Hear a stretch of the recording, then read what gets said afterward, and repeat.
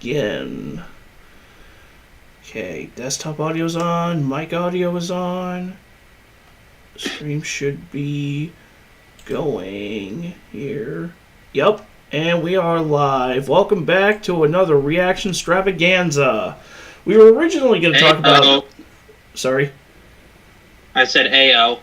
We were originally going to talk about the John Wick trilogy, but certain circumstances have shifted that. Oh well. Yeah, so we'll try to talk about it next time. Yeah, it'll have to be next Wednesday. Yeah, because I am not going to be available for streaming come Saturday. I'm taking a trip up to northeastern Illinois on Saturday, and so there you go. We are here. Y'all better pray he has safe travels. I appreciate that. So instead, we are opting for another Reactionstravaganza, and we're going to kick things off with a little thing that, let me just double check, make sure this is still going. Yes, it is. I get very finicky about that. First we are going to start with a little thing that Kason sent me called the Top 15 Hilarious McDonald's Play stories. Ooh. Reddit stories have been my entertainment lately. Never has something made me say, oh shit, so much. Well, funny thing is, Reddit's one of those sites that I wouldn't be caught dead browsing, so that's kind of... Well, I'm not browsing the site itself. All the Reddit stories I hear about are from videos like this. That's fair. Well, let's start. Let's see the... So in a way, I'm clean. Fair enough. Alright, let's go. Alrighty. All of the following stories are from the Ask Reddit post, McDonald's employees, what is the worst thing that has ever happened in the play place? Number 15. It started as a fairly average Monday morning. A couple of kids got into a small fight, but we usually don't step in unless it's anything serious. Anyway, it's getting kinda late and I only had Define serious. I have no idea. Somebody's got a bloody nose, missing tooth, an atomic wedgie, what? Keep going, you'll find out. an hour left. Two kids got into a pretty big argument. Lots of hair pulling, pushing, etc. I was feeling pretty tired that day, probably still hungover from the night before. They were arguing over who was the better waifu, Winry Rockbell or Misty from Pokemon. Probably. Hey, you know what? I'll take Winry from Fullmetal Alchemist all day. Yeah. Didn't really bother to do anything because it looked like their parents had noticed anyway. One of the kids was fairly older than the other one, and the mother of the younger kid was pretty pissed off that her kid was being bullied. The mother of the older kid was your typical lazy parent who doesn't give a shit about what their child is up to, and insisted it wasn't her problem. Now the mother of the younger kid looked extremely pissed off before they had even began to talk. I could visibly see her face growing redder and redder as each second passed. She told the other mom that she should bother to raise her kid properly, and said that her daughter should give her child an apology. The mother just shrugged it off and turned away. Apparently the mother of the younger girl didn't like that, because within seconds she grabbed her by the hair and slammed her face into one of the plastic slides. Jerry! Jerry! Jerry! Jerry! Oh, it gets worse, believe me. Oh boy. The rest of the kids simply watched in horror as the mother proceeds to push the woman headfirst into the ball pit while desperately trying to kick her in the head. The last thing I saw, she jumped up and tried to elbow drop her pro wrestling style.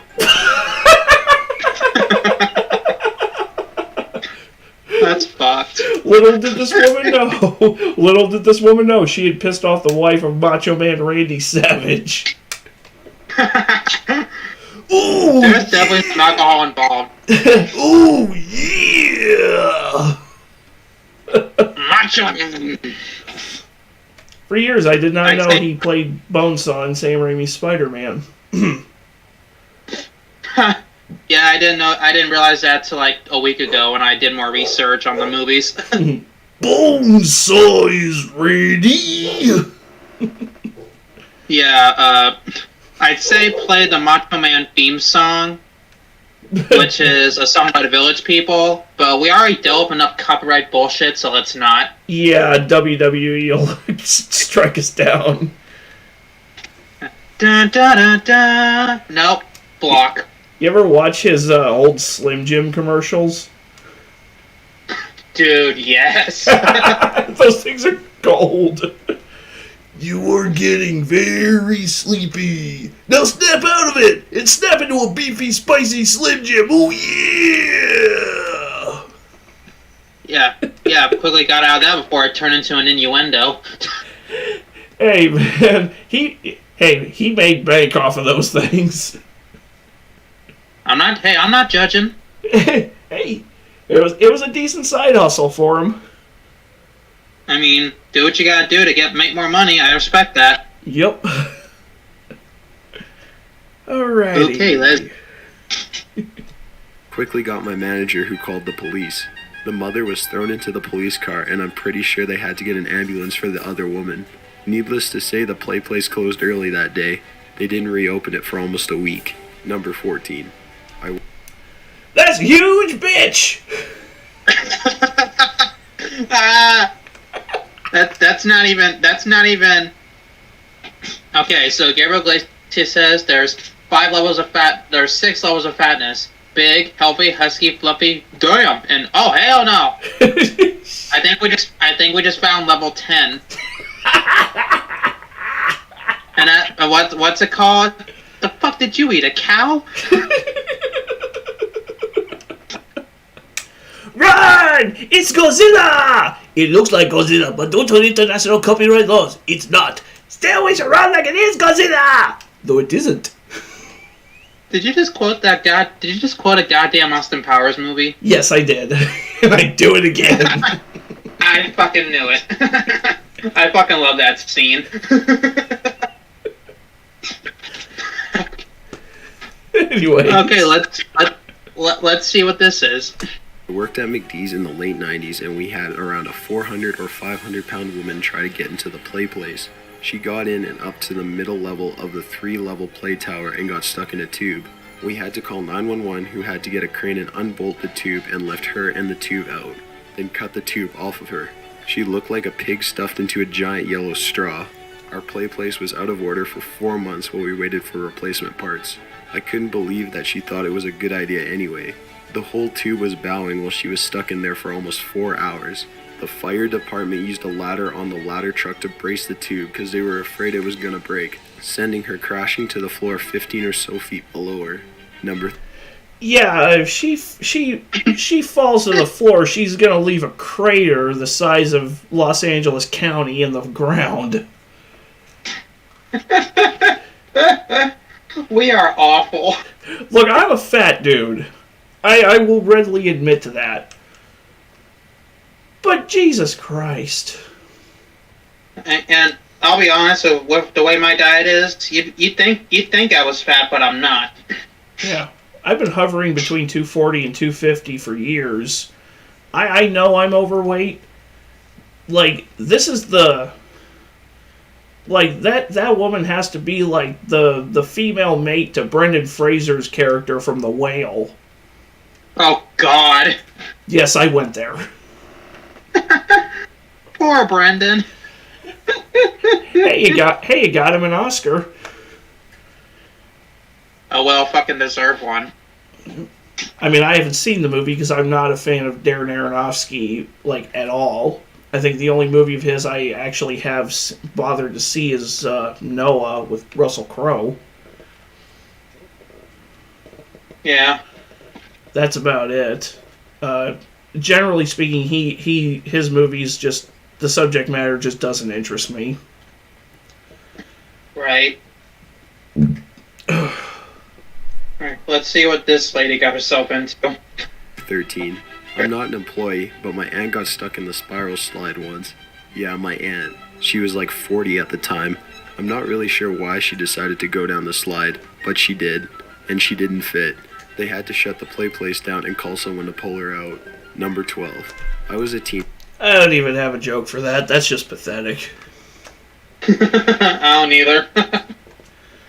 It's like after I feel like after like you hit age 10 or 11, like the play place should just lose its appeal. Because at like that age, I remember there was a place we used to have in Springfield called like the Jungle of Fun, and yeah, they had the play place. I remember that. Yeah, they had the play place, but they also had the arcade games. And after a certain age, I was more interested in the arcade games. Right. You ever heard of a place that's also shut down called Kix? God damn it, I missed that place. Dude, that's where I discovered House of the Dead. God damn. When I was 10. Yeah. I was like 9 or 10. They had a bitchin' arcade, they had go-karts, they had a buffet. It was amazing. Yeah, but my mom didn't let me go on the bumper cars. Well, my dad said my parents weren't together, but they were friends and hanging out. But they took me there. My dad said yes, but my mom said no. And I just walked away because I didn't want to deal with a fucking argument. I wish we had a Dave and Buster's in Cape Girardeau, because I've never been to one.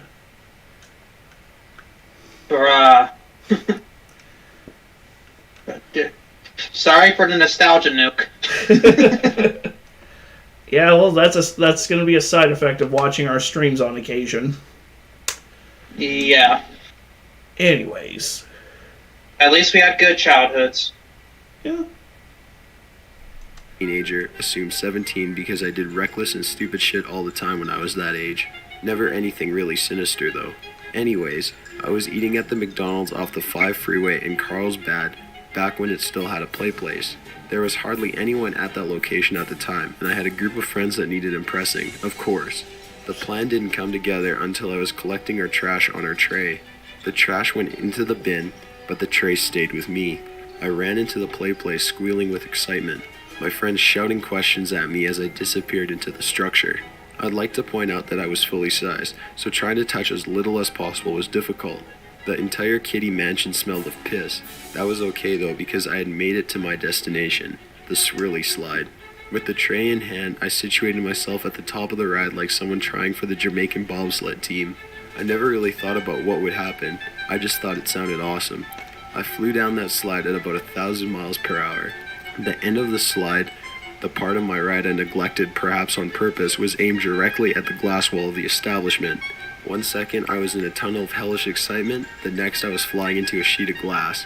No, it didn't break, but I knocked myself out, and the window was fucked. It didn't shatter, but definitely needed repairs. When I came to, I looked inside to see the cashier, their customer, the manager, and the only person standing in line staring at me. My friends were already halfway out the gate when I realized I should leave. Number 11. Little Hellions. That's just why.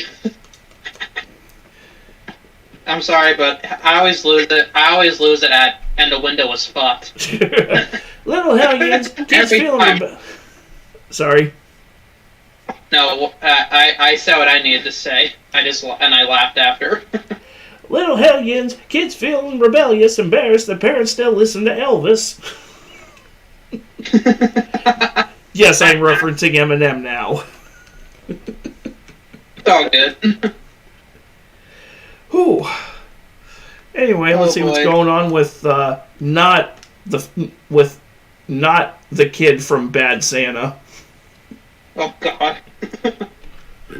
Had this fat kid get stuck in the play place, and when I was sent in to pull him out, I got sued for reckless endangerment of a child and inappropriate contact with a child. I seriously wanted to punch the parents. Fuckers got me fired and held me in court for 3 months. Number 10.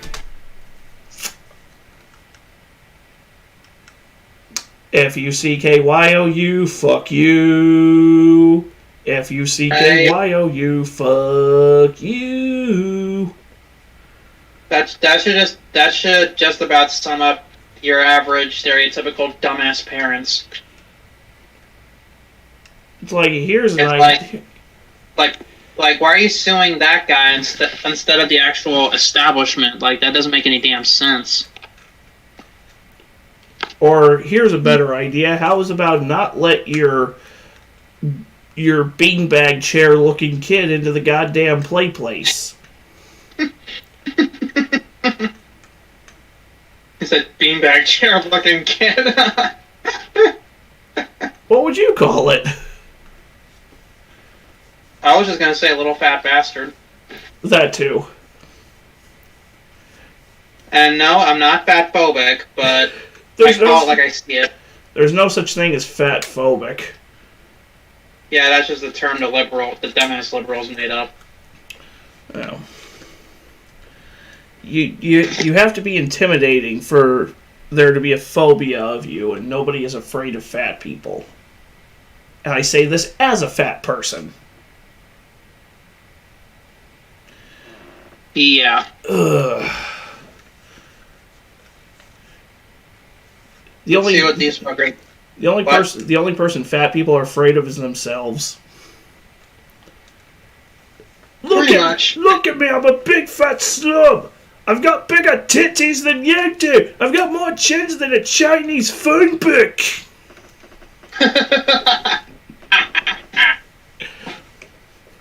Yes, I am dropping another Austin Powers reference, and I do not regret it. Yeah. Alright, let's see what these buggins are up to. I worked at McDee's way back in the day, 13 years ago, and before I started, a kid climbing on top of the equipment fell off and broke his arm. Dumbass. A photographer came to the store to take photographs of the equipment for the pending lawsuit. The store manager gave the okay, and the guy went out to do what he came to do. The owner of our franchise came in, found out that the guy was outside on the playground, and went out to confront the guy. After a few heated comments, the store owner starts to shove the photographer, telling him to get the hell off my property with kids watching. All the kids came running into the store, screaming and crying, while parents tried to dodge the now full-out fist fight on the playground. Two grown men, screaming and punching while kids were screaming like Jesus was on them. I didn't last long at that job. Yeah, sure. Just kick up another lawsuit and rack up an assault charge for yourself, you stupid, dumbass motherfucker. I always lose it at, like, Jesus was on them. I'm sorry, that's funny. Oh. But stupid people still hurt my brain. I hope that franchise owner was swiftly let go from his position, because if that's how you're going to behave, I get it. A kid did something stupid and now you got to deal with a lawsuit. It's frustrating, but You just made it worse. don't take it out on the guy who's on the insurance investigator. You just make yourself look like a twat. I was gonna say make yourself look like a cunt, but that works too. But Either you know or. what we say. But you know what we say. You can't really call them cunts because, well, cunts are supposed to provide some form of pleasure. Exactly. Okay. Oh boy, I'm a little scared, but let's move on. Number 9. My sister had to clean piss that went from the top of the slide to the bottom. She started at the top like an idiot and lost her footing. Number 8. There were... Oh. That was it. That was it. Oh. And he doesn't say what position she was in, so either or she would have had like just a stream of piss running down either the whole front of her uniform or the whole back of her uniform. Or all over her face too. I hope she did not pick that day to wear white underwear. There That's fucked. was a kid's birthday party and they were having a group photo taken in front of the play place. At my brother's suggestion, I went to the top of the play place and photobombed their photos by pushing my ass against the porthole. One of the parents had those instant print cameras and the kids were crowding around looking at it. I sneaked a peek to check out my photobomb, and my ass turned out majestic. I still like to think that the photo is framed somewhere to this day on someone's mantelpiece. Classic. Fucking legend. That is perfection. It's like, oh, hey, Timmy, here, let's all look at your birthday photo. Is that a pressed ham up there at the top of the slide?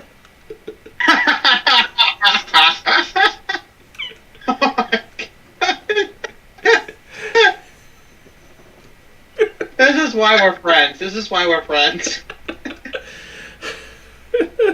Because each time you pull some shit like that, it just breathes new life into me. Hey, it's what I'm here for.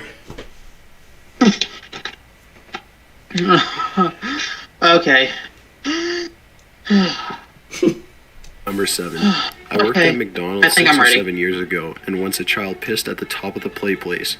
The stairs are split level the whole way down, so it became a cascading waterfall of urine. This is where things start to get weird. McDonald's is an equal opportunity employer, and we had hired a mentally handicapped lady to clean the dining area. Oh, God. She was the first employee alerted to the situation by one of the children. This mentally handicapped lady immediately scolded the child and told him to clean it up and gave him a bar towel. This child did exactly what he was told and began crying as he became drenched with piss. He ran out of the play place and explained to his mother what had transpired. The mother, furious, stormed to the counter to demand a manager. She was ready to sue McDonald's and settle out of court for a large undisclosed amount. The cleaning lady was dismissed. I should also mention that yours truly had to clean the play place in the end. Fuck. Numbers. Good God.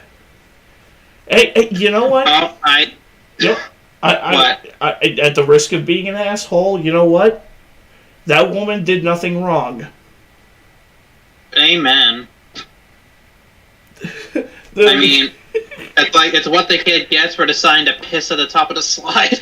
Now, I don't know if that specific kid, was the one who urinated at the top of the slide, but at the same time,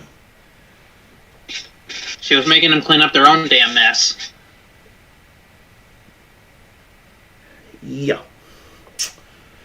Why does that kid in the bottom right corner look like a goddamn baby John Panette? That kid is scheming something. Oh, I already know what story this is, and just wait. That kid needs it's literally shit. That kid needs to go. That kid's missing his Napoleon cosplay. I was starting to wonder when you might notice us, Mr. Kennedy. 6. Some little kid shit in the twisty slide. Uh-oh. They place in the end. Fuck. Number 6. Some little kid shit in the twisty slide, but it was in the middle of the slide, so the kids at the top couldn't see it. So kids would slide down unknowingly into a makeshift shittin' slide. Hunnigan, I'd like to report a bruh moment. Oh, shit. Oh. Literally. Not intended. Seriously, y'all need this is why you guys gotta start spanking your kids. Who the fuck? How the fuck? That's on par with my first year as a movie theater usher. It was like Black Friday weekend, and I was doing a check of a restroom check. Some budding pillar of humanity left a Mount Kilimanjaro of toilet seat covers in the bowl in the handicap stall, and when I started pulling them all out, this sumbitch left a pair of shit-stained tighty-whities stuck, like, jammed into the bowl. Like he shit himself and then tried to dispose of the evidence. Jesus Christ. And guess who had to fish it out? I feel sorry for you. Yeah. At that point, I was just like, I don't want to live on this planet anymore. I would have just entered that clip from Howard Waldwitz from Big Bang Theory saying to his mom, "You made me want to kill myself." Yeah. Because and get shit if I had to do something like that, I would just drown myself in the same toilet, just end my fucking misery. on their backs, faces, back of their head, hands, etc. It was horrendously disgusting. Worst day of my life. Number 5. McDickhole's employee here. No play place at my location, but I'm gonna vent about mostly irrelevant things so you have some insight about working fast food. Lunch rush, 8-hour shift, hungover as fuck working the register. People ordering Happy Meals.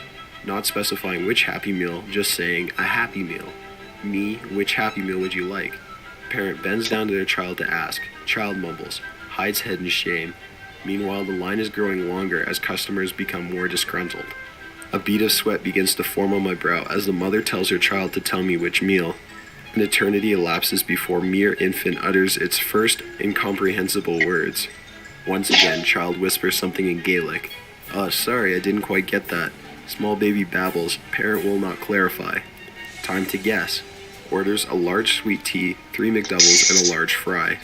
She's watching her weight, so she asks for no salt on the fries.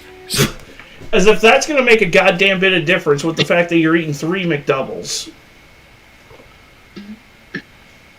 That's like you're referring to the no salt fries. Yeah, as if the no salt fries are going to make a goddamn bit of difference, especially considering they salt the fries like after they make them. So you're just asking for extra. You're just asking to make their job even harder by throwing in a brand new batch of fries.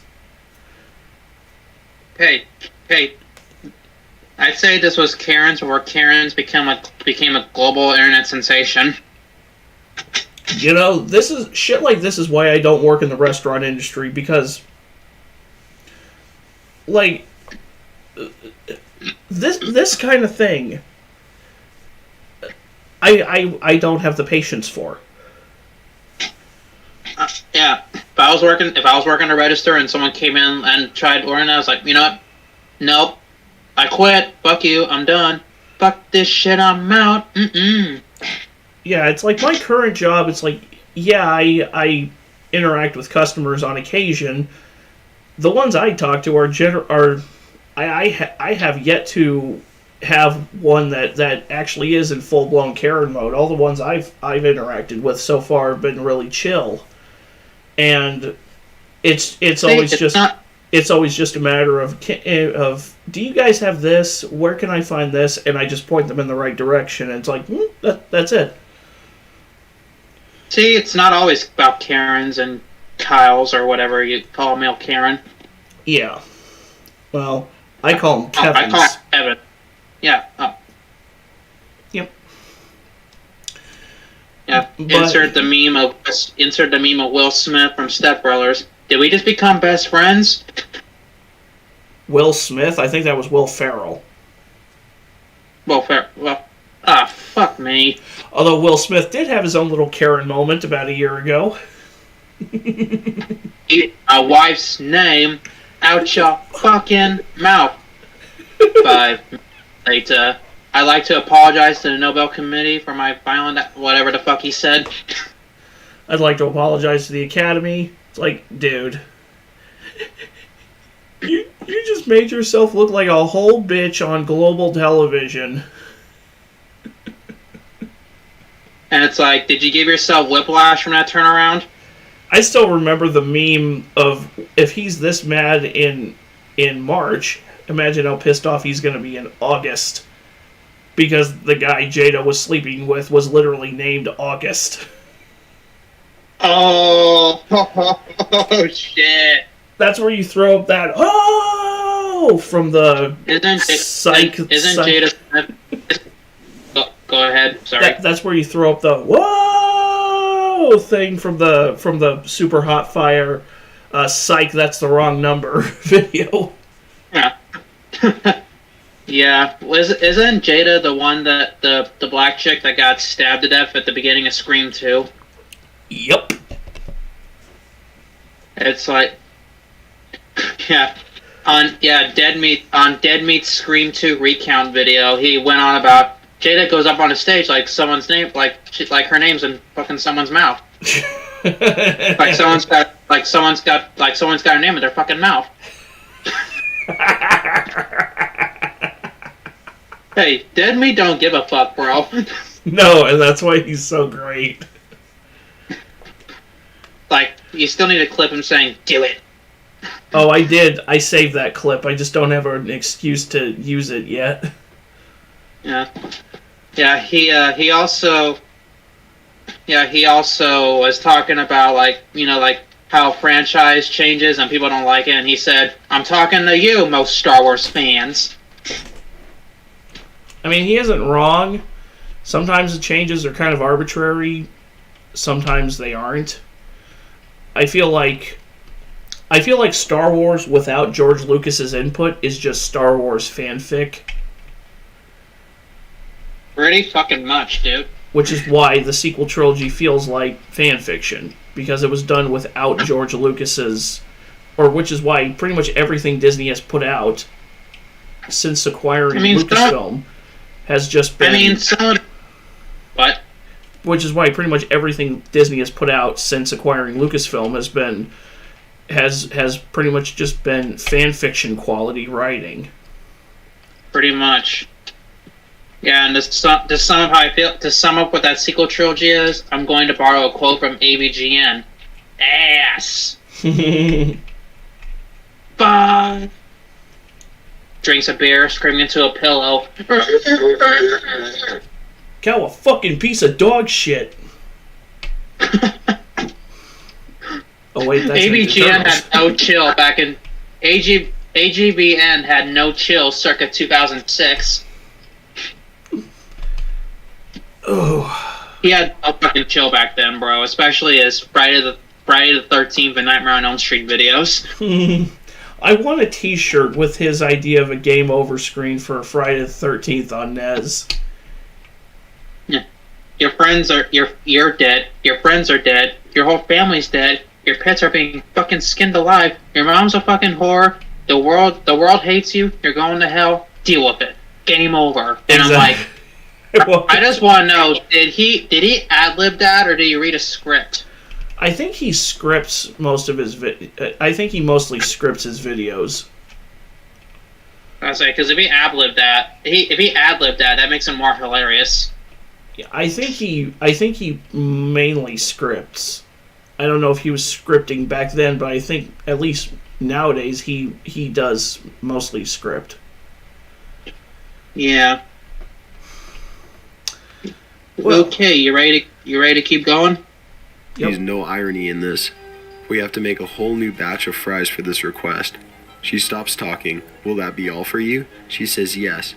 But what she meant to say was no, because she continues to order more food almost as soon as I press the pay now button on the register.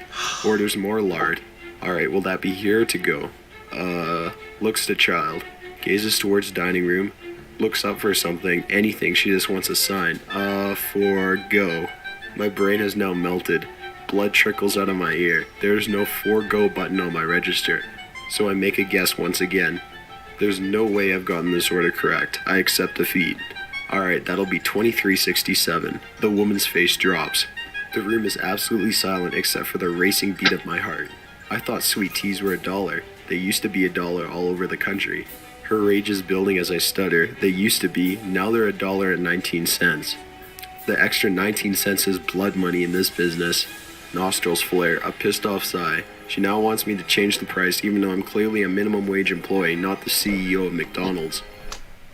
That always pisses me off. It's like, why are you going to get mad at the worker over the prices? They don't make the prices. They have no power over the prices. Fucking Karens, man. Well, I think it's just once some people hit a certain point, it's like they're just permanently there are just some people, like, once they reach a certain age, they're just permanently miserable, and they haven't had a good fuck in so long, and that might not even be the case, but they just have all this pent up anger and they just want to let it loose. And to that I say, you know what, get a gym membership or just find some quiet time and masturbate. Yeah. One or the other. Yeah. if a gym membership's not in the cards, go for a walk. The environment is free. A walk does wonders. I'm sure you can find a public park to walk and breathe some fresh air and get your head preferably out of your ass. It's like we always say, I tell you to blow it out your ass, but you just end up decapitating yourself. Yeah. You people are robbing us blind. Woman has mistaken me for a commissioned salesperson instead of a cashier. She now proceeds to go through the price of every item she ordered to only find that yes, indeed, our register is capable of simple addition. She hands me 23 ones and a bucket of change that somehow only amounts to 65 cents. I'm sorry, I still need 2 more cents. Rolls her eyes but forks it over. Alright, your order number will be 267. The order has taken all but 2, maybe 3 minutes tops, but now the orderly line has turned into an impatient lynch mob.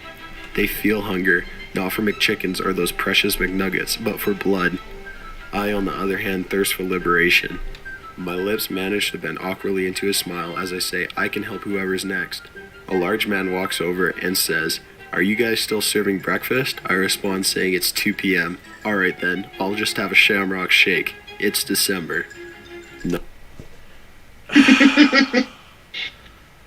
Jesus Christ, dudes. People are fucking random as fuck. See, that's why I try to be nice to every fast food worker I see, every like restaurant worker I see, because they are not getting paid. They are not getting paid nearly enough money to deal with your bullshit or mine. Yeah, they don't get paid. They need to be paid more for this bullshit. Yeah. They don't get nearly enough money for the kind of garbage they have to deal with every day. Yeah, it's very unfortunate that, it's come to that nowadays. Well, everybody thinks they're above everybody else. It's like we all hold ourselves. It's like everybody expects everybody else that it's like we hold ourselves to our standards. It's like we allow ourselves to be flawed, but everybody else has to be Jesus-level perfection. Right. And it's like that's. I never try to be above anybody. I'm probably one of the most humblest fuck people you'll ever meet. Well, I try. Obviously, there are times where I'm just like, you stupid dumbass. But yeah.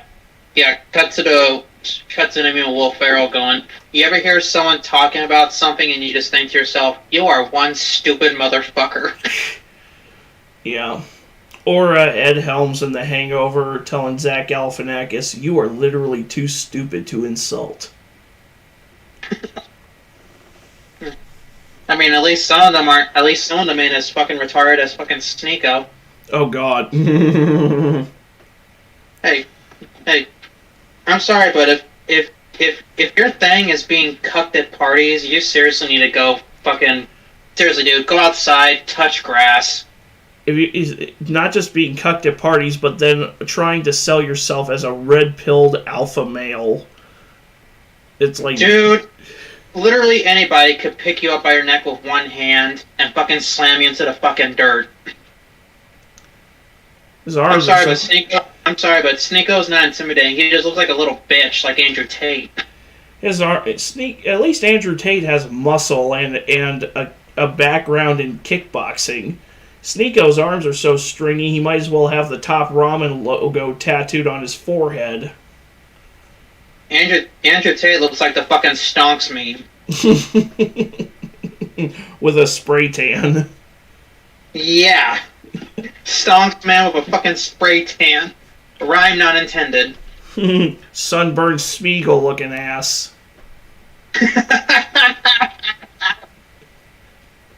I suppose that would make his Bugatti the Precious. Oh, God. Okay, let's move on before I die of laughter here. One more. Voldemort misplaced his sunblock and got a face full of incendio.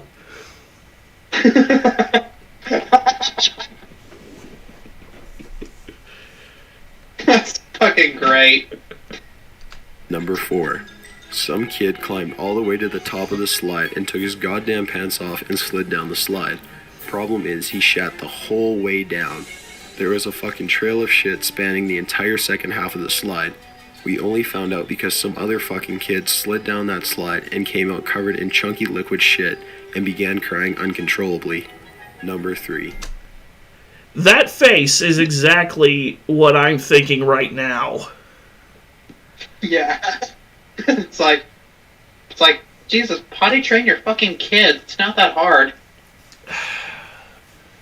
Reasons I don't want children for 200, Alex. Because then you have to take them out in public and have them interact with other people's kids. And then you end up with situations like this. Well, if it's any comfort, I don't think your niece will be pulling shit like this as long as she's around me and Lily. Oh, I hope not. Don't worry, if she ever does it, we'll just tell her Uncle Chris is disappointed in you. Yeah. Nah. That's just mean. I mean, my 14-year-old nephew can be a little shit at times, but he's never been that degree of such a shit. Oh, Raimi raised him well then. Yeah. I miss your sister. Well,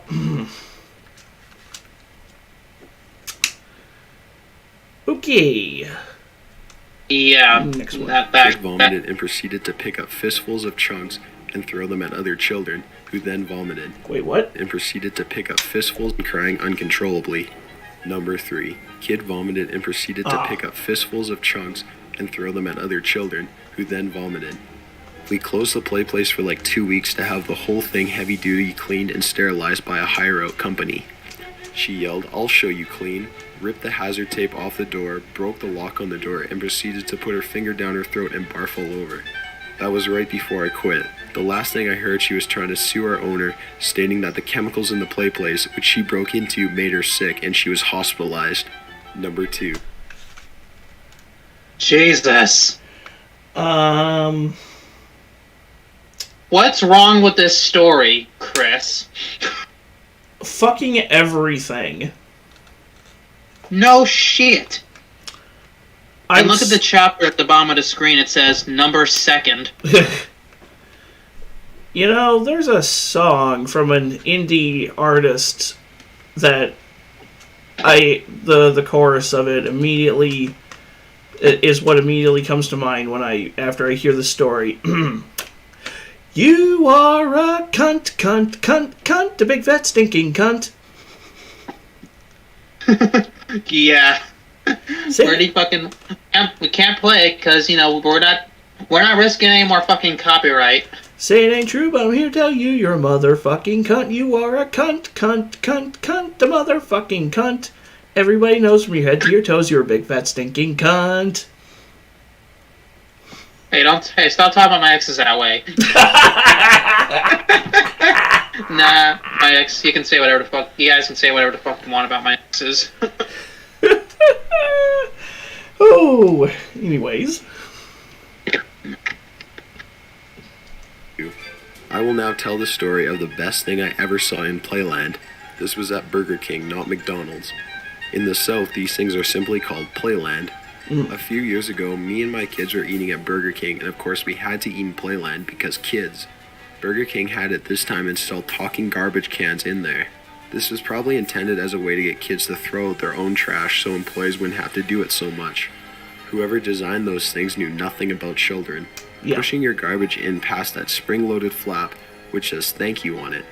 The trash can would say thanks for the garbage or something like that. You know, things a talking trash can would say. Any parent could tell you what would happen next. Children know that trash cans cannot actually speak, so each successful child, having been congratulated by the trash can, would do the obvious thing and put his head inside the trash can to see who's in there. Then the spring-loaded thank you flap would swing shut and grab the children by the neck in a manner of a squirrel trap. And they could not get their heads back out. There would be flailing and muffled screams. and they would have to be rescued by their mom. This would happen over and over and over again. Kids of a certain age will put their heads into a talking trash can even if they just saw the last kid get garroted by it. It kind of makes them even more curious. Just one kid after another getting choked by this evil instrument of torture. Thanks for the trash. It was the best thing I'd ever seen. Kids leave, new kids take their place. New victims for the magic trash can. I never got tired of it. Next time we went to Burger King, they weren't there anymore, but I hope someday they will come back for another try. No.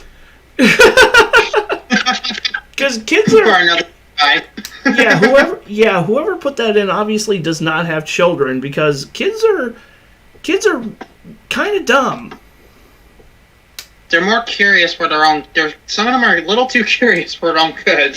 Yeah, and they're gonna they're gonna keep doing that because they're stupid. Sad shit. Yeah, it's like, why was I getting flashbacks to the bite of 87 at the end of Five Nights at Freddy's 2? Or Five Nights at Freddy's 4? That's a hell of a Hey, you ever get Vietnam flashbacks even if you were never in Vietnam? Right. That's basically what that is. Yeah, because that's what I'm immediately thinking of is the end of Five Nights at Freddy's 4 when you see the bite of 87 play out.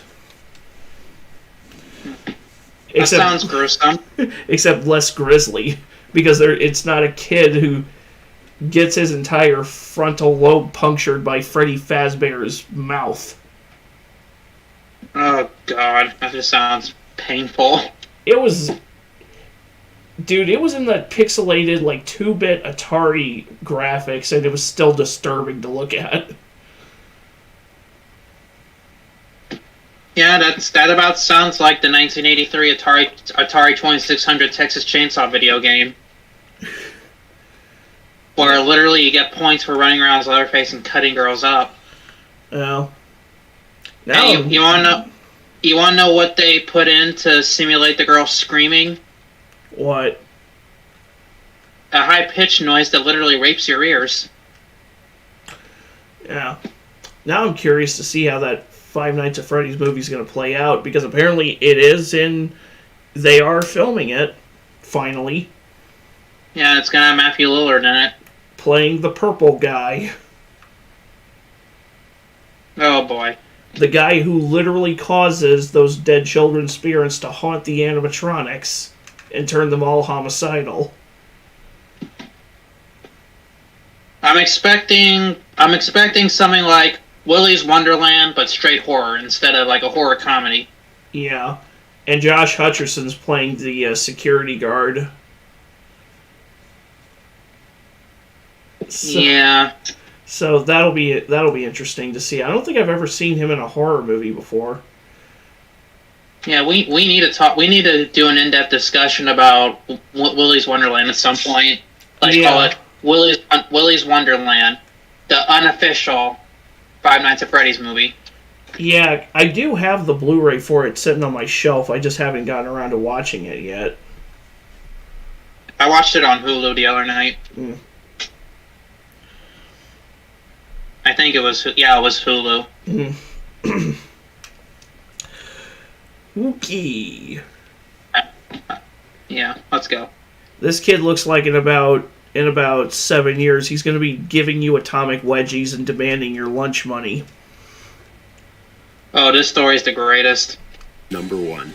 So my brother and I, about 12 and 10 respectively, scarfed down our meals and started exploring the play area. Now this wasn't your average play place. It was huge, and they had these weird child-sized, hardish stuffed animals attached to the floor with Velcro. I didn't know who came up with them or how they were meant to be played with, but they resembled a harder, lighter punching bag in texture. Back to the story though. Our stepmom sat below finishing her food while she glanced upwards every now and then to make sure we were okay.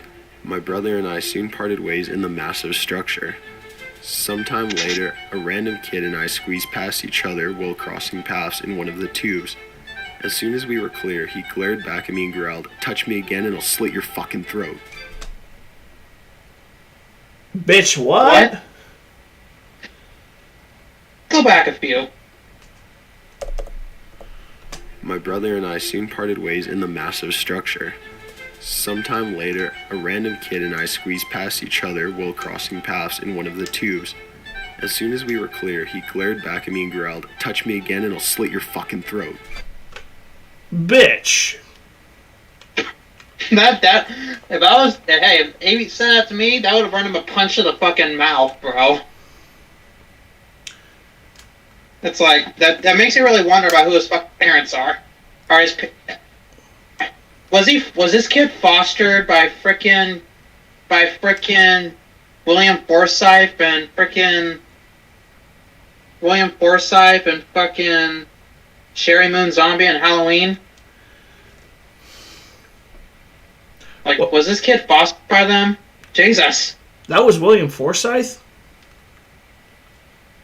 Who plays the abusive stepfather? Yeah, that's William Forsythe. Damn, I didn't... I'm just now realizing that. Yeah, William Forsythe was a Rob Zombie regular.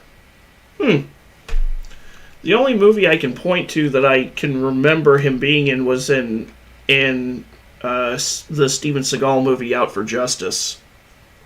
Yep. And that was him already. And he's great in that. He plays this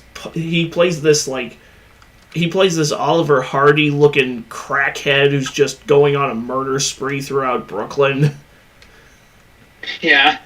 Steven Seagal corners him in an apartment, beats the shit out of him, hits him with a skillet, stabs him in the eye with a corkscrew. Stabs him in the eye with a corkscrew and then shoots him 3 times. Yep, that sounds like Steven Seagal. I'm out of bullets! That's a shame, because those bullets could have saved you a lot of pain. That's a great movie, by the way. Great fucking movie. If you love cheesy late 80s, early 90s action movies, that's definitely that's my favorite Seagal movie. That and Under Siege, which is Die Hard on a battleship, but you get to watch Gary Busey and Tommy Lee Jones just be complete psychos. Pretty much. Okay. Now, this child couldn't have been any older than me, so you can understand my shock at hearing this uttered by a child that was no older than 10. As if he had a weapon. He was gone before I could process what he said, and I didn't retort. Oh well, back to playing. I guess some kids are just crazy. Sometime later, my brother and I met at the top of the spiral slide. Being that he got there before me, he went down first. As I'm sliding down the spiral, I hear an argument unfolding below. As I emerge from the bottom of the play place, the scene becomes clear. Psycho Kid was all up in my brother's face, screaming unintelligible threats. I guess the little shit took his time getting off the slide and my brother slid right into him. The kid is getting more and more aggressive, screaming louder and getting physical, shoving my brother's chest like the little bitch thugs always do when they're trying to intimidate. My brother, who, I'll point out, is a head taller than this fucking delinquent, is keeping his cool and trying to tell the shit to fuck off. You ever notice that those are always the kinds that just deserve the ass whoopings the most? Oh, just you wait, man. It gets better. Like, if you're gonna throw hands at somebody who's bigger than you, you better be prepared to back that. You better be prepared to keep that same energy when they throw hands back.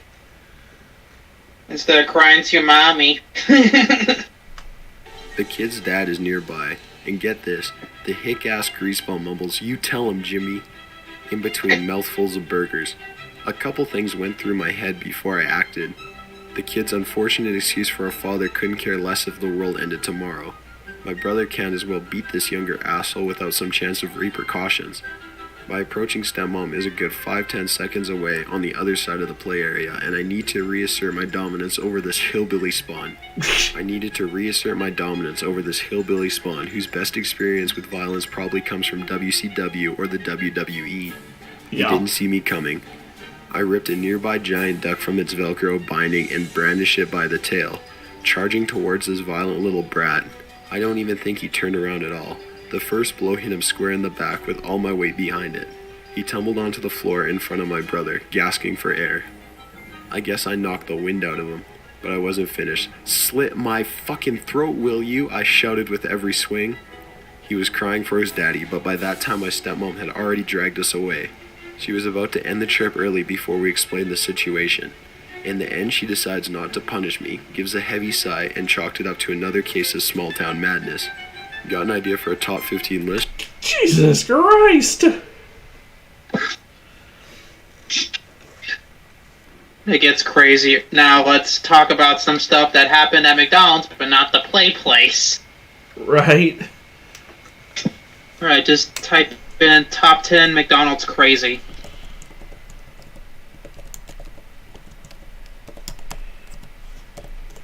Okay. Crazy things that have First happened. one. Okay. First one. Alrighty.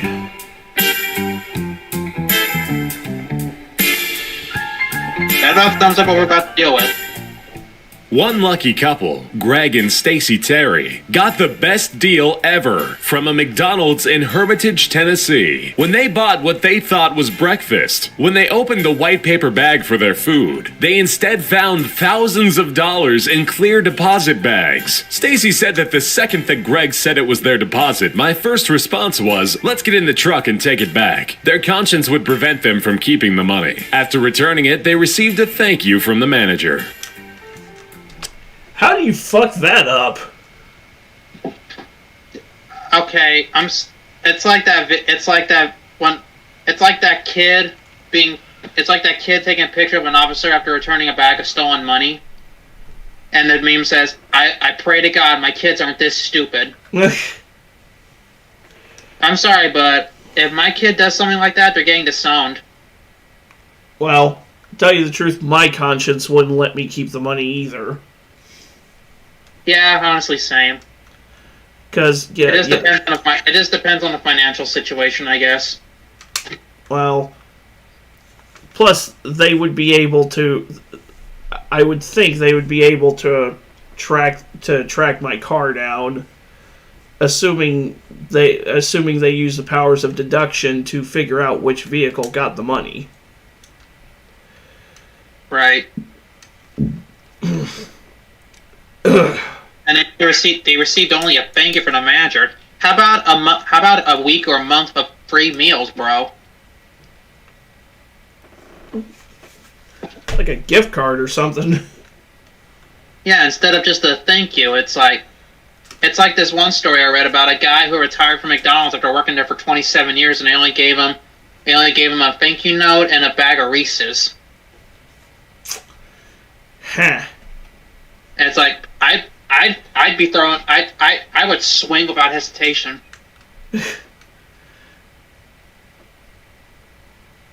Okay, before I rage, let's continue. Yeah. Sometimes it's best you just wait in line. On September 14th, 2008, security cameras in a McDonald's restaurant captured what appeared to be just a man arguing with a young female teenager while waiting in line. It's reported that the argument was over a spot in line. All of a sudden, the man attacks her, hitting the teen in the face multiple times. Dick. Things that'll get you gang fucked in prison for 200, Alex. Unfortunately, this guy got away. Well.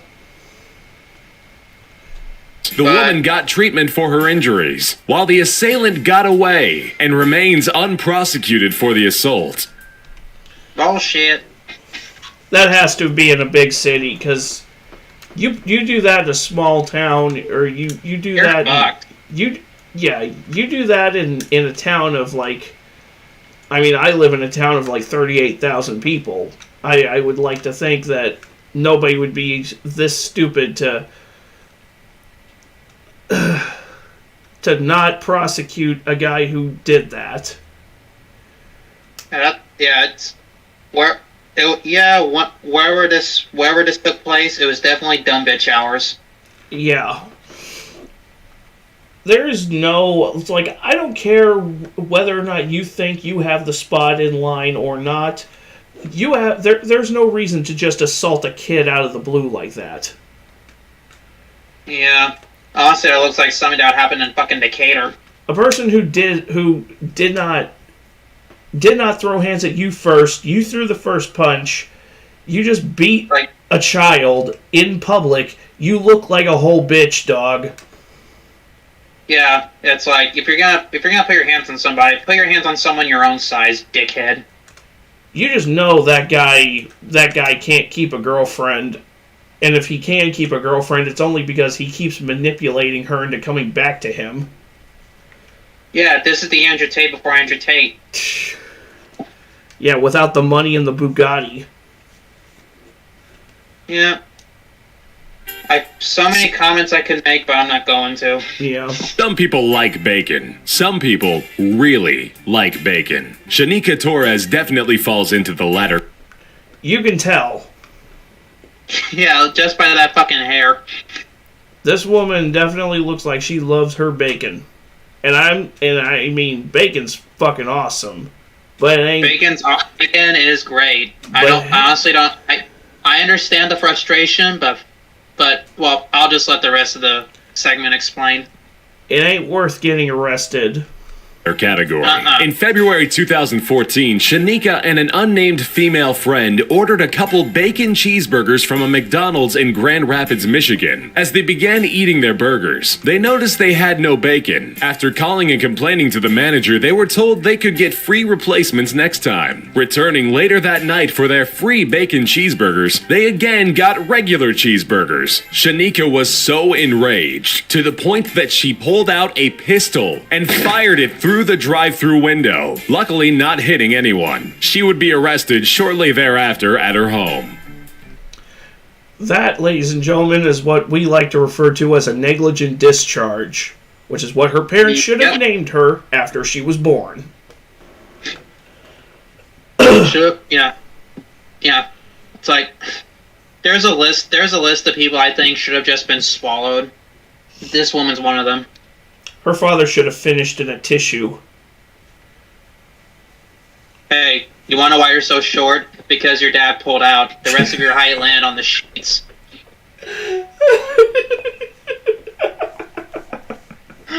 I know, that's awful. Don't ever use that one with Edward Elric. He will kill you. Well, he'll kill you, bring you back to life as some ungodly formation, kill you again, and then literally trap your soul on a goddamn stone wall, probably. Don't call me small! I'll break down your feet and stick them on your head! I fucking love Edward Elric. So do I. Oh. Imagine if Edward Elric and Jack from Jack and Daxter met. Oof. Oh, the comments that Daxter would make would definitely set him over the edge.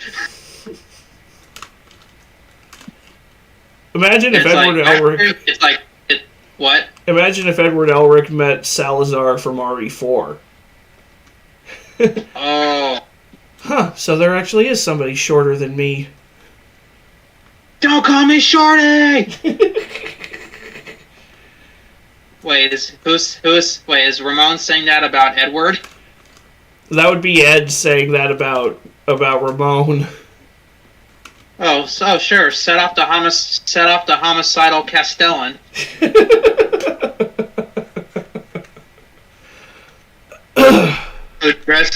Who's like, it's like, sorry, that fashion trend died like 300 years ago. Alright, moving on. Virginia Maiden, a resident of Kennewick, Washington, had woken up to discover her vehicle, a 1995 Toyota 4Runner, had been stolen. Distraught, Virginia made it to the McDonald's where she worked via public transportation. Luck would be on her side. Around 3 p.m. that same day, she called the police as her stolen vehicle was in the drive-thru line. Driver Catherine York was arrested before she could make it out of the parking lot. A male passenger would also be detained, but released as he was found to be unconnected.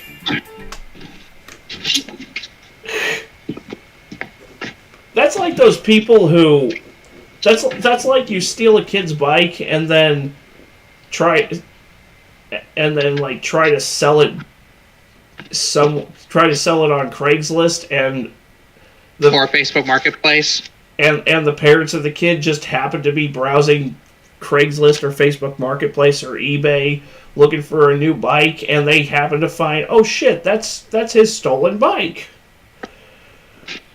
Yeah, criminals are just that dumb. Ugh. That sounds like something I would see on World's Dumbest Criminals.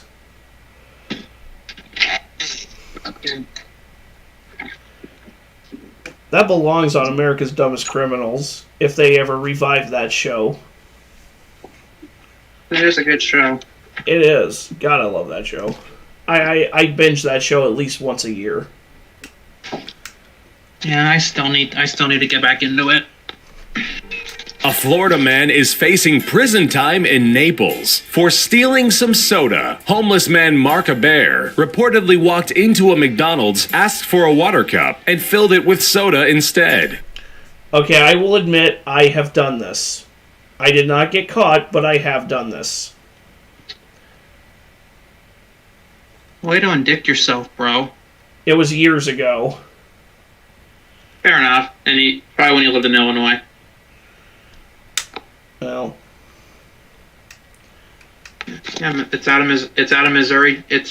Missouri's not Illinois jurisdiction. well. Nowadays, I actually have money to pay for that.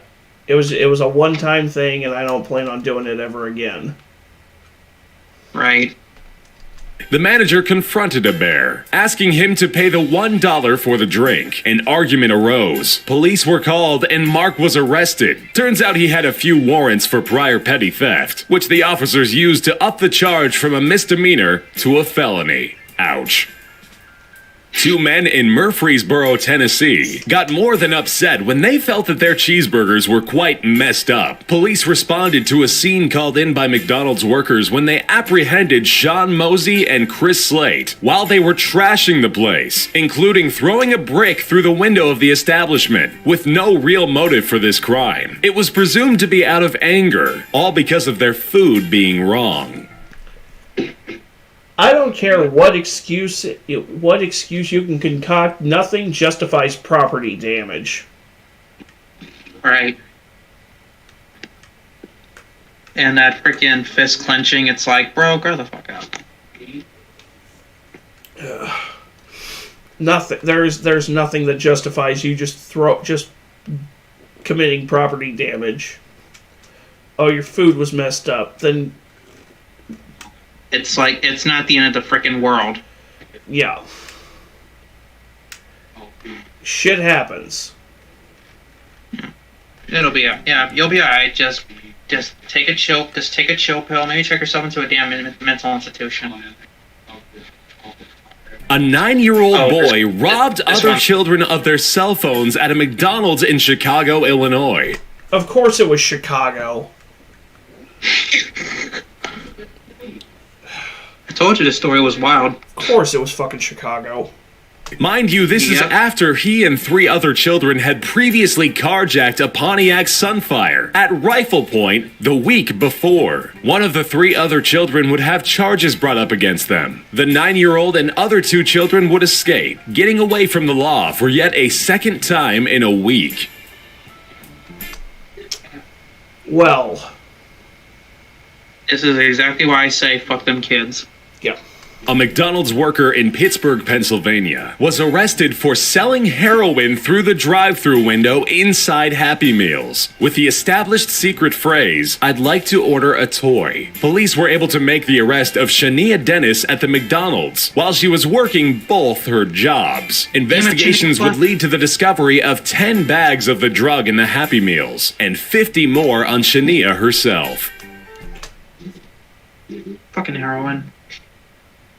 I have no words. Where did it say that happened again? I don't remember. For yet a second time, was arrested. A McDonald's worker in Pittsburgh, Pennsylvania. Pittsburgh. Of course. Fucking Pittsburgh. Yeah, I told you these stories were gonna get fucking wild, bro. Yeah, you did.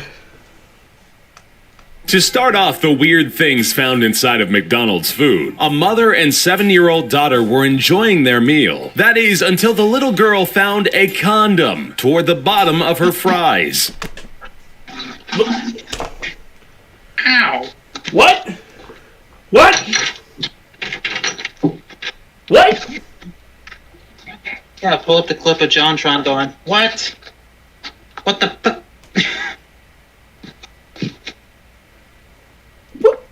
What? I have so many questions. I have literally no words for this. Let's move Disgusted on. mother called the police, starting an immediate investigation about how it got there. March of 2011, Leigh Savage of Australia opened his sandwich to check if his extra pickles were inside. It appeared so, as well as some extra protein. Squirming around his burger patty were 30-plus maggots. Well, that's not unusual. I'm still questioning how the condom got in the fucking fries. So am I.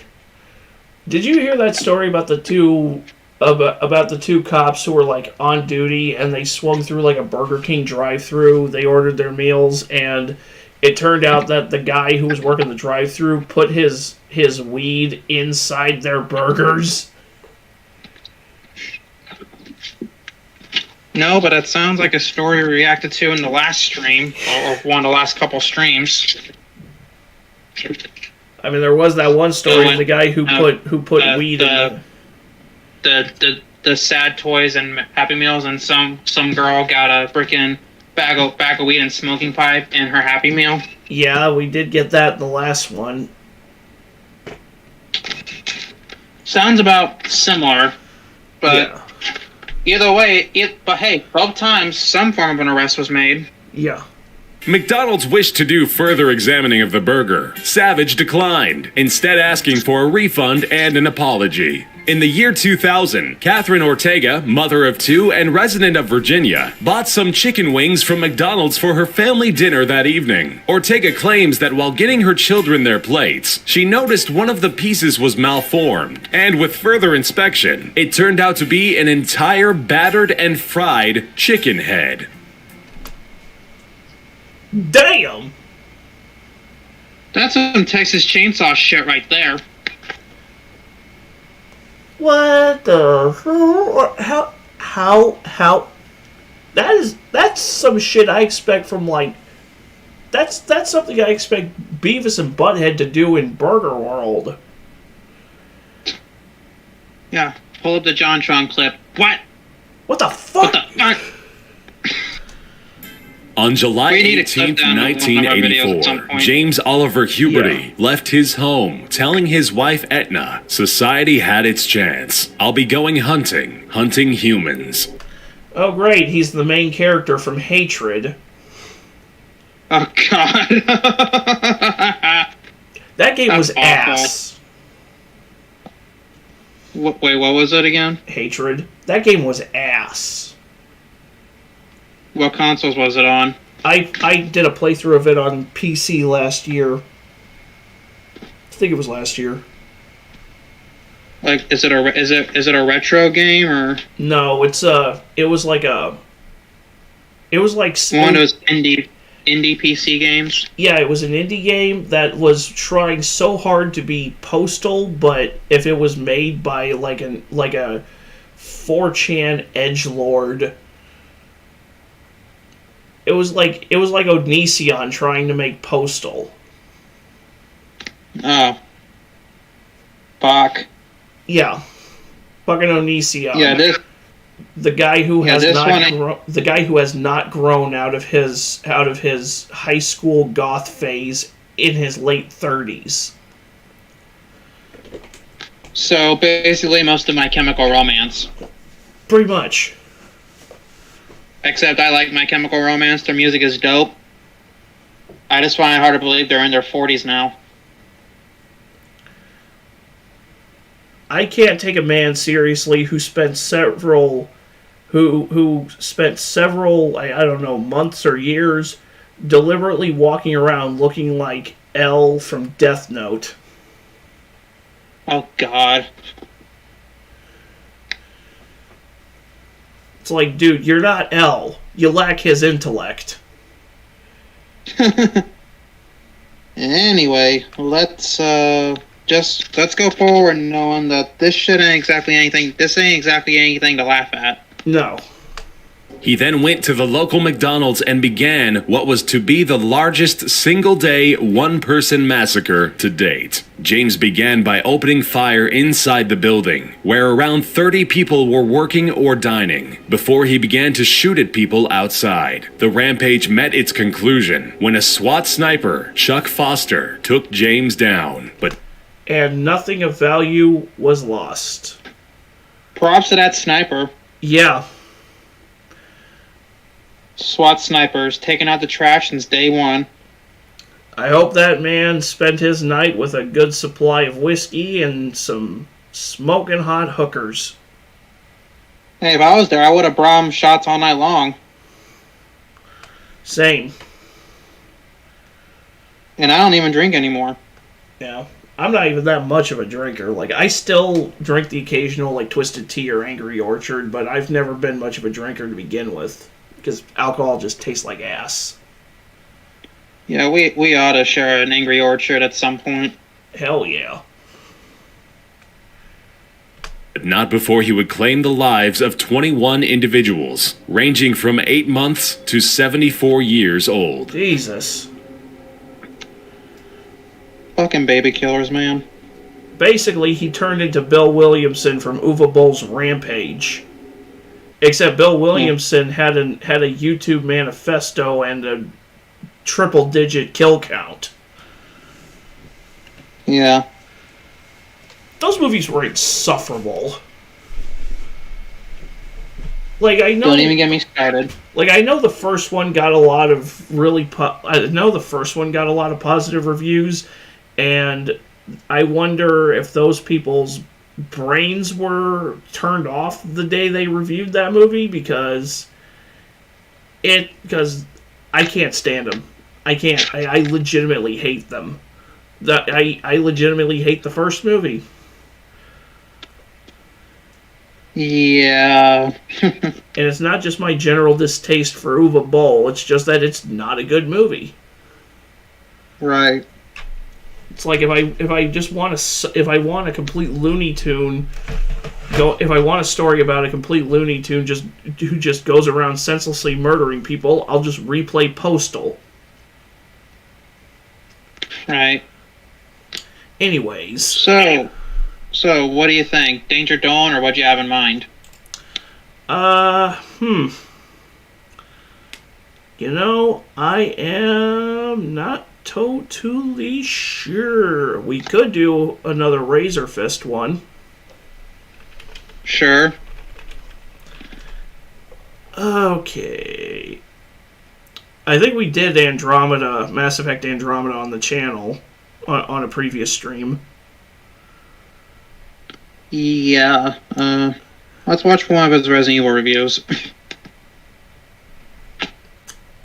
Okay. He really does not like 5 or 6. I'm aware, I watched them. Or, no, let's do Game 2 review. Yeah, that's not nebulously vague. Oh yeah, I watched his review of this too. But, let's go. Find a way out, Leon. Oh, Before it's too late. Then we'll talk.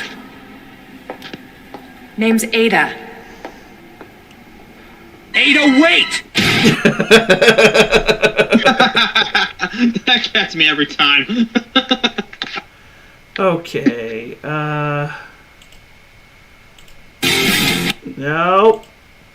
old cud almost immediately troposphere were Yeah. While films, novels, and every other art form huddled beneath the troposphere were re-released, repackaged, and otherwise regurgitated like week-old cud almost immediately after publication. Yeah, if I control rewind, I would want Fortnite and Marquez Brown. For some bizarre butt-fucking reason, the Vidya has been reticent at best to do likewise. Granted, the PS4 was a port machine for the first 5 months of its existence, but the concept of the outright True. remake, the kind that took more than some upscaling and 15 seconds photoshopping the fuck out of the words Game of the Year on the upper third of the game box, perish the fucking thought. Yet for all the calamitous decisions... Wait, what did that say? For the year on the upper third of the game box, In the name of the Thought Patrol, I sentence you to death.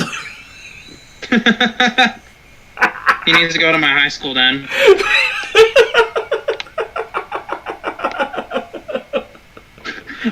Yes, I went there and I have no fucking shame whatsoever. Ain't nothing wrong with it, man. perish the fucking thought. Yet for all the calamitous decisions of the Capcom Chronicles, one area where they stand utterly apart as indefatigable pioneers... First is the Umbrella concept Corps gameplay.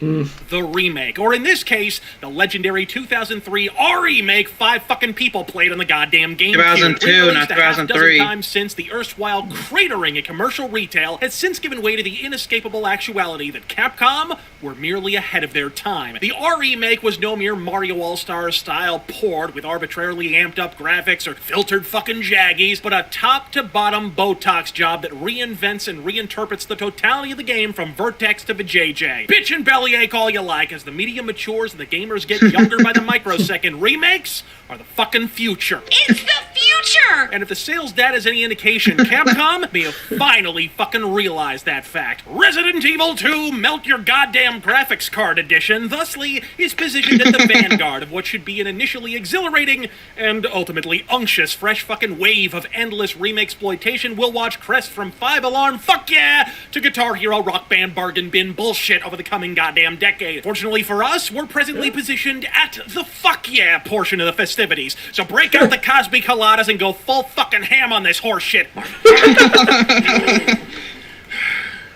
This gets me every time. Right now. RE2, like its predecessor, Those fucking facial gimmicks. It's like, what, it's like, did they eat mushrooms before filming this scene? What the hell? Whoever modded it to look that way certainly was on mushrooms. Dude, imagine if Resident Evil had bloopers, like, animated, like, they act like they're filming, even though they're animated, they're acting like they're filming the scene, like the Toy Story bloopers. Right. Imagine if Resident Evil had those. Right. Like, Claire looking at the camera, Claire looks at the camera, line. Cut! Why not? I mean, Capcom's doing those ridiculously adorable, like, Studio Ghibli, like, anime teasers for RE4. And look at the costumes as well. Yeah. is absolutely... Like the freaking casual costume based off the freaking jacket costume in the original Resident Evil 2. Yeah. Like, that's basically what the casual should have been in the RE2 remake, but hey, it's whatever. Everything a remake should be a refinement and revivification of the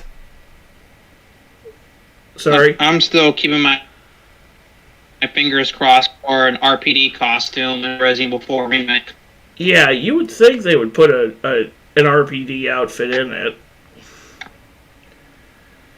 If not, if they don't do it in the base game, at least make it DLC later on. Jesus. Right. Well, somebody's already modded it. I'll pay fucking $5 for it if I have to. Right. Well, somebody's modded it into. You already saw the video of them modding it. Yeah. Yeah, the demo. Yeah. So that's a fairly decent idea of what it might look like. Yeah. We need to get you to a hospital right now. RE2, like its predecessor, is absolutely everything a remake should be. A refinement and revivification of the Resident Evil magic, lousy with the omnipresent atmosphere we've been starved for, even in the excellent Resident Evil Revelations, and RE7 cum Biohazard cum why am I playing this shit instead of fucking Amnesia Hazard, and one that rightly regards its history as equally important to its present. Now first the fuck off, before you do anything, before you push play, before you switch on the subtitles, before you brandish your privates, defrost the baby oil, and prime the spring-loaded tissue dispenser, amble on over to the audio Wait, go settings, back. switch on... Before you do anything, before you push play, before you switch on the subtitles, before you brandish your privates, defrost the baby oil, Pause. and prime the... Wait. Oh, Before sorry. you push play, Wait, before you switch no. on the subtitles, before you brandish That's your cool. privates, defrost...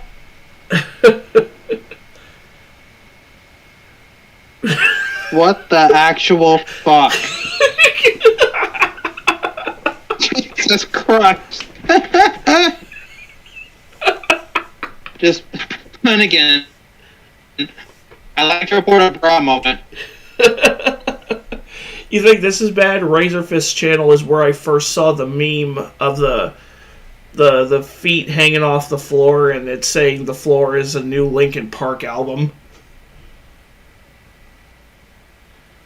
Let's just move on. Yeah, that's that was where I first saw that. Frost the baby oil and prime the spring-loaded tissue dispenser. Amble on over to the audio settings, switch on the classic RE2 soundtrack setting, and finish in your fucking pants at the Yes. piano-laden Super ambiance. From not. tank controls to robo-animations to Claire's Richard Simmons shorts, not every element of the original RE2 is aged with grace. I will say, Razorfist does not, he openly does not like the tank controls, and I will say this point blank, I think tank controls work for the fixed camera angles. The 3D controls work for better for over the shoulder.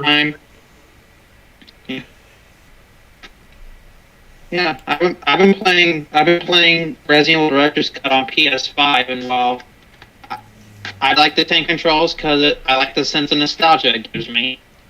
Yeah, plus it feels more natural to me with the fixed camera angle presentation than using 3D controls. Yeah, the whole moving the character in the direction of the analog stick doesn't always work.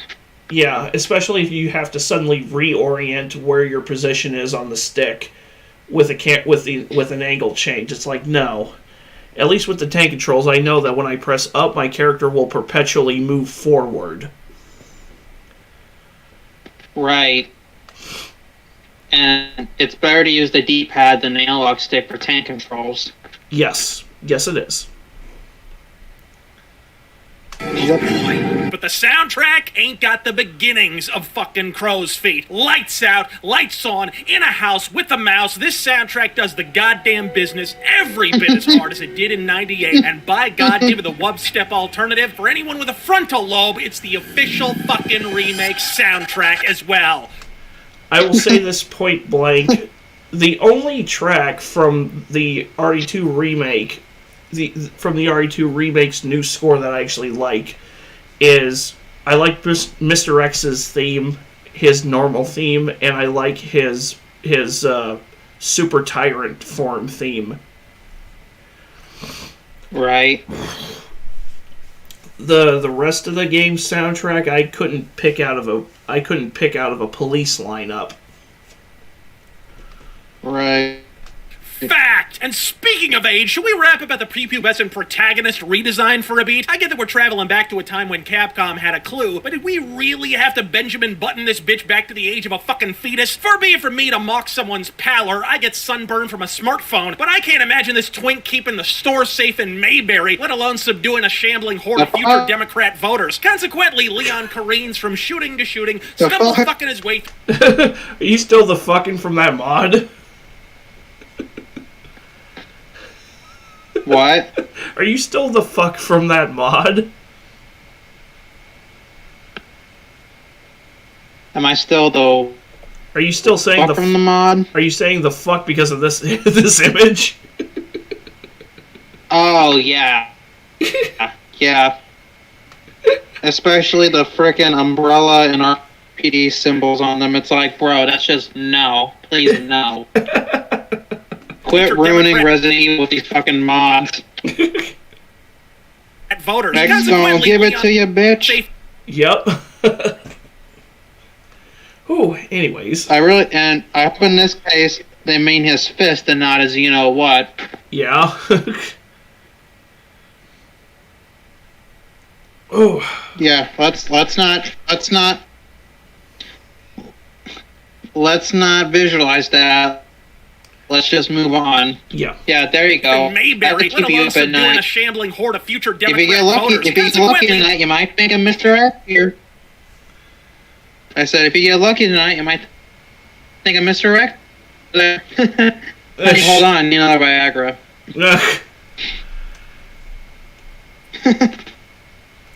Door safe Okay. and Mayberry. Before I ruin Chris's mind, let's go. Let alone subduing a shambling horde of future Democrat voters. Consequently, Leon careens from shooting to shooting, stumble fucking his way through flakes of blood and brain matter, only to part his soy-suffused maw and deliver his lines with all the allure of a crusty burger cashier. Hey, I'm not done talking to you. If I had a girlfriend, she'd kill me. Never mind zombie plagues, where's the vaccine for the low-T virus? I've seen more masculine MSNBC anchors. Are you decapitating the dead or asking them out to a homecoming dance? Who knew if I wanted to play as someone who's tasted pussy instead of being one, I'd have to pick Claire. Gunplay is... Damn. Jesus Christ. Even when he's praising it, he's still funny. I know. I mean, he isn't wrong. Right.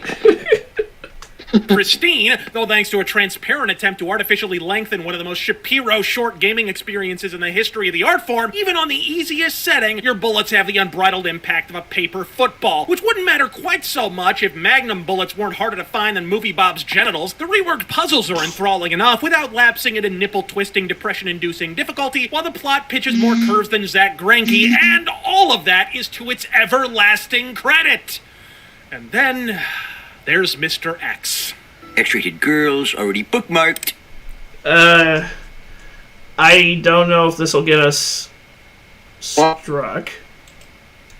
A good goddamn thing Yeah, my well, prediction of it's relegating not. Mr. X to the A storyline rather than the B plot he was originally fucking featured in would detract in every appreciable way from the game you're originally fucking remaking here turned out to be profoundly fucking wrong, am I right? What are we up to now? 17 septillion variants of the same dogshit DMX meme? Why not just rename the fucking thing Mr. X co-starring a cuck in a cop outfit exactly? Let me remind you limberdick dipshits that every time he hey Kool-Aid through a fucking wall, every time you're yanked from the undead decapitating festivities by the booming intonations of his size 20 fuck me pumps 3 floors a fucking way, you're not only being needlessly distracted from the original atmosphere and plot, you're basically being chased by an Easter egg in a fucking fedora. But Razor, he literally disappears after the police station part, and he isn't even around for most of it. Sure, Defense Force fucknob, if by not present for most of it, you mean appears before you've even unlocked the 3rd floor of the fucking place, and by disappears, you mean literally replaces the final boss, requiring a lost rocket reach around to dispatch in the first fucking playthrough!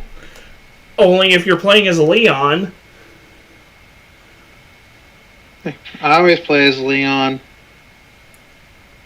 I mean, I maybe this is just because of the way I play RE, the original RE2, but I habitually start with Claire. Right. I've only played through Claire like twice, but the rest of the time it's with Leon. Look, he ain't unmanageable. He mostly He gets the Magnum. Fair enough. Although Claire does get Magnum bullets to use with her revolver if you get the right parts. Yeah, revolvers don't. That's not logical because revolvers don't fucking work that way. But okay. Yeah, you can't just swap from a 9mm to a 357 Magnum or whatever. Like at the very least, the attachment should have been like what the attachment should have been, which would have been the barrel, and a fucking loader for specifically for the Magnum bullets. Right. around in his Pelosi party mask. and like when you switch out over to the 9mm, the barrel will stay the same, but it's a different cylinder. Right. That's just Resident Evil gun logic for you. Right. Yeah. All right, Look, let's finish he ain't this off. unmanageable. He mostly shuffle fucks around in his Pelosi party mask and occasionally fires an errant haymaker at your hapless ass. Give him a 44 mag facial a few times and he's on his knees quicker than Sarah Silverman in a sitcom casting. But he does detract from what this game is originally intended to be. And bitches, ain't that kind of the fucking point of remaking Resident Evil 2 to begin with? Resident Evil 3 sucks 17 dicks through a silly straw. Why would I want Nemesis in a fucking fedora? Like, if you're so autistically ass-bent to add shit to an already perfect formula, maybe start by adding some actual horror to Resident Evil 4 through fucking 5. But don't confuse my arguing the efficacy of the aforementioned complaint with a failure to simultaneously concede its outright brilliance. Resident Evil 2 is so nipple-twistingly, fun-bag-fondlingly fucking good. It outweighs its acknowledged faults in every fucking regard. The facelift may have done a corkscrew moonsault over the Mr. X I'm just gonna shark, but pretend that was a hallucination. I will say the freaking South Park thing, the South Park nipple rubbing. I'm just gonna pretend I hallucinated that. Yeah, I can't and then my argue. Coke somehow got and that my Coke somehow got spiked. I can't argue with him as far as the whole stalker enemy thing, and I know might not be a popular opinion, but I kind of really dislike the original Resident Evil 3 and the Nemesis the stalker character, the Nemesis mechanic is easily 95% of the reason I dislike that game. Right. I understand that's an unpopular opinion, but it's... I'm sorry, stalker characters just disrupt... All they do is disrupt the flow of the game. Which is why I am sincerely hoping that RE4... I mean, it probably won't impact my overall enjoyment of the RE4 remake, but I'm hoping that if they do implement a stalker character, it's just a quick one. It's just a quick off, like, I don't know, Mendez or something else. Right. I don't know. It's just, I'm tired of stalker characters. It was annoying with Jack. It was bullshit with Mr. X and Nemesis. And the Resident Evil 3 remake felt more scripted than it was a stalker. Yeah. And Lady Dimitrescu was... I mean, I didn't hate her, but at the same time, I was just like, okay, whatever. This is just Mr. X with titties. Yeah, big titty vampire lady. And a Victorian accent. Yeah. That's a huge bitch! That's a huge bitch!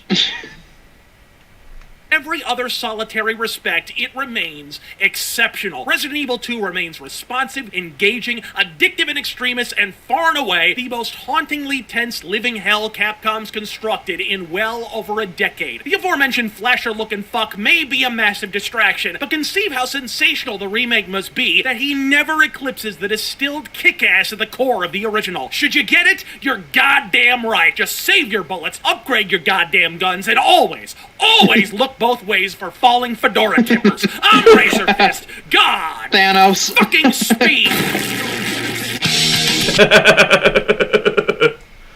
Thanos on Mr. X. Good God. I mean, it is applicable. Yeah. Actually, Razor usually has a... Now all we need is a Beach Boy Birkin mod and we're all set. No. Bro, fucking, I just thought of something. What? Fucking type in Planet Dolan Recalled Toys. This is the one we haven't watched yet. Oh boy. First one? Yep. Danger Dolan. From sky dancing Barbies that can cut your face open to... Sorry, that image is just... Yeah, that image. Bump 'em, hump 'em robots. I think I downloaded the wrong Toy Story movie. Yeah. Yeah. Sticks that can gouge out your eyeballs. We count 15 dangerous and ridiculous toy ideas that got recalled en masse. Number 15. Oh The boy. Easy Bake Oven. Why am I not surprised this is on here? I mean, it didn't get recalled till like 40 years after it came into existence, but yeah, I wasn't surprised either because, well, basically anything that gives off heat and that's marketed towards children, probably gonna get recalled at some point. Yeah.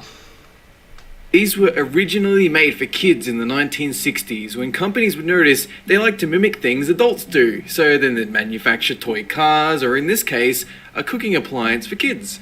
And apparently those kids also like getting their fingers burnt off, which we can see here with the Easy Bake Oven. In 2007, Hasbro recalled almost 1 million ovens after 200 reports of kids jamming their appendages into the oven's opening, and a 5-year-old girl whose finger got partially amputated from severe burns.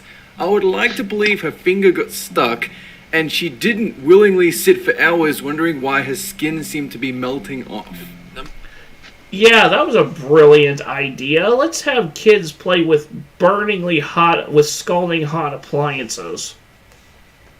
It's like the freaking creepy crawlies from the last Dangerous Toys video we reacted to. Yeah. Almost said recalled. It's like, yeah, kids are gonna try to stick their fingers in those things. What did I say before? Kids are kind of dumb. Yeah, fuck them kids.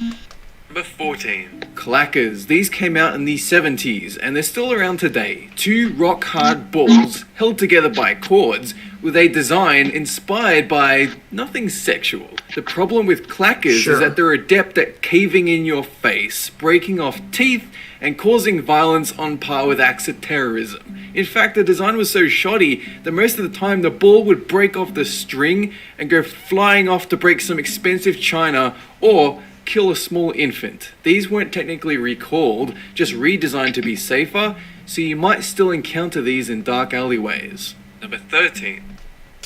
Yeah, let's just give the kids weapons. Right. That is a Go ahead. that is a ninja weapon right there. Like that's some shit you expect to see Shokosuke wielding in Revenge of the Ninja. Right. or Pray for Death. Yeah, that's a double medieval flail right there. Yeah. Like that's I promise you. What? Go ahead. That's like something the Ninja Turtles would be wielding in the comics. Probably. I promise you it gets worse though. Oh boy. Aquadots. You should already know about these, the small jewelry beads you glue together underwater to form patterns.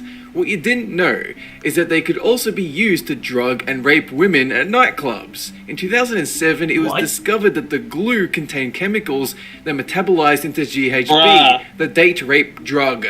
The toy's manufacturer blamed a Chinese subcontractor and recalled all 4.2 million Aquadot kits, then rebranded them Pixos, still available today. So, if you're ever in a dark nightclub and you manage to avoid the clackers, be wary that jewelry might end up in your drink. The fuck? Right. I want to know how they made that discovery. Some people are fucking sick, man. Yeah. I promise I promise from here on out it's only gonna get increasingly worse. Oh, I believe it. Number 12. A plush toy uterus. The A common fuck? gift for any child. This adorable female genitalia toy was manufactured by I Heart Guts. And while you might think it was recalled because someone came along and said, it's not nudity, YouTube, it's not nudity. Those ovaries could be detached and transformed into a choking hazard for infants. Yes, that which gave the child life could also take it away with a big smile on its face. Thankfully, they voluntarily recalled it and released a new version that probably won't kill you. Number 11. Really? Why would you fucking make it in the first place, you fucking sick bastards? That's a production oversight if I've ever seen it. Jesus. I still don't get so the that bothers you, but not the fact it's a fucking toy uterus? Yeah, I was just about to say, like, it's a toy uterus. That's already a red flag. For me. But yeah, that's not the reason it was recalled. Yeah, which is just odd. Ugh. Oh, Barbie Skydances. I know where this A is lot going. of people should likely remember this one. I know I certainly do, since my sister was always catapulting them through the air where they would spin all the way to the ground. And now I've just learned these My sisters were into athletics. They're in the what? My sisters were into athletics at school. Yeah.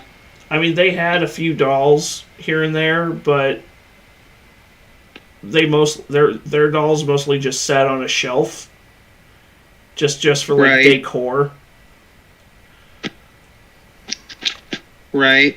Swirling death machines caused innumerable blindness, broken teeth, facial lacerations, concussions, and even comas in children. So now I feel lucky to be alive. Almost 9 million of them were recalled in the year 2000, and the bloodshed concluded. Number 10. Lawn darts. Oh god. I remember Jeff Foxworthy talking about these. Yeah, when I first watched this video and I saw lawn darts, I was like, well, no fucking shit. Yeah, 12-pound darts. Jeff Foxworthy goes, you could kill an elk with a lawn dart. And there were no directions. They just came in a box of 8. We used to pull them out of the box, throw them straight up in the air. Yeah, sure. That's really fucking smart. He goes, you catch one of those with your head, you're getting coloring books for Christmas for the rest of your life. Yeah, because of fucking brain damage.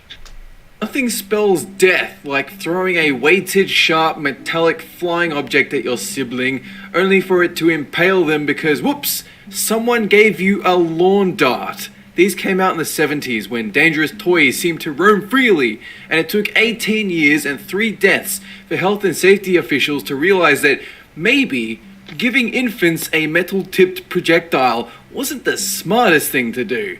Ideally, you're supposed to throw the dart at a ring on the ground, but this was clearly not so. Thus, not only were these darts recalled, they were banned forever. Yeah, because of course kids aren't going to just throw them at the ring, they're going to throw them at each other. Yeah, like I said, kids back then didn't give a fuck, bro. Yeah, it was pretty much Darwinism. Pretty much. Yeah, ugh. Number 9. Burger King Pokeballs. This one is just ridiculous and shows how far kids are willing to go to suffocate themselves to death.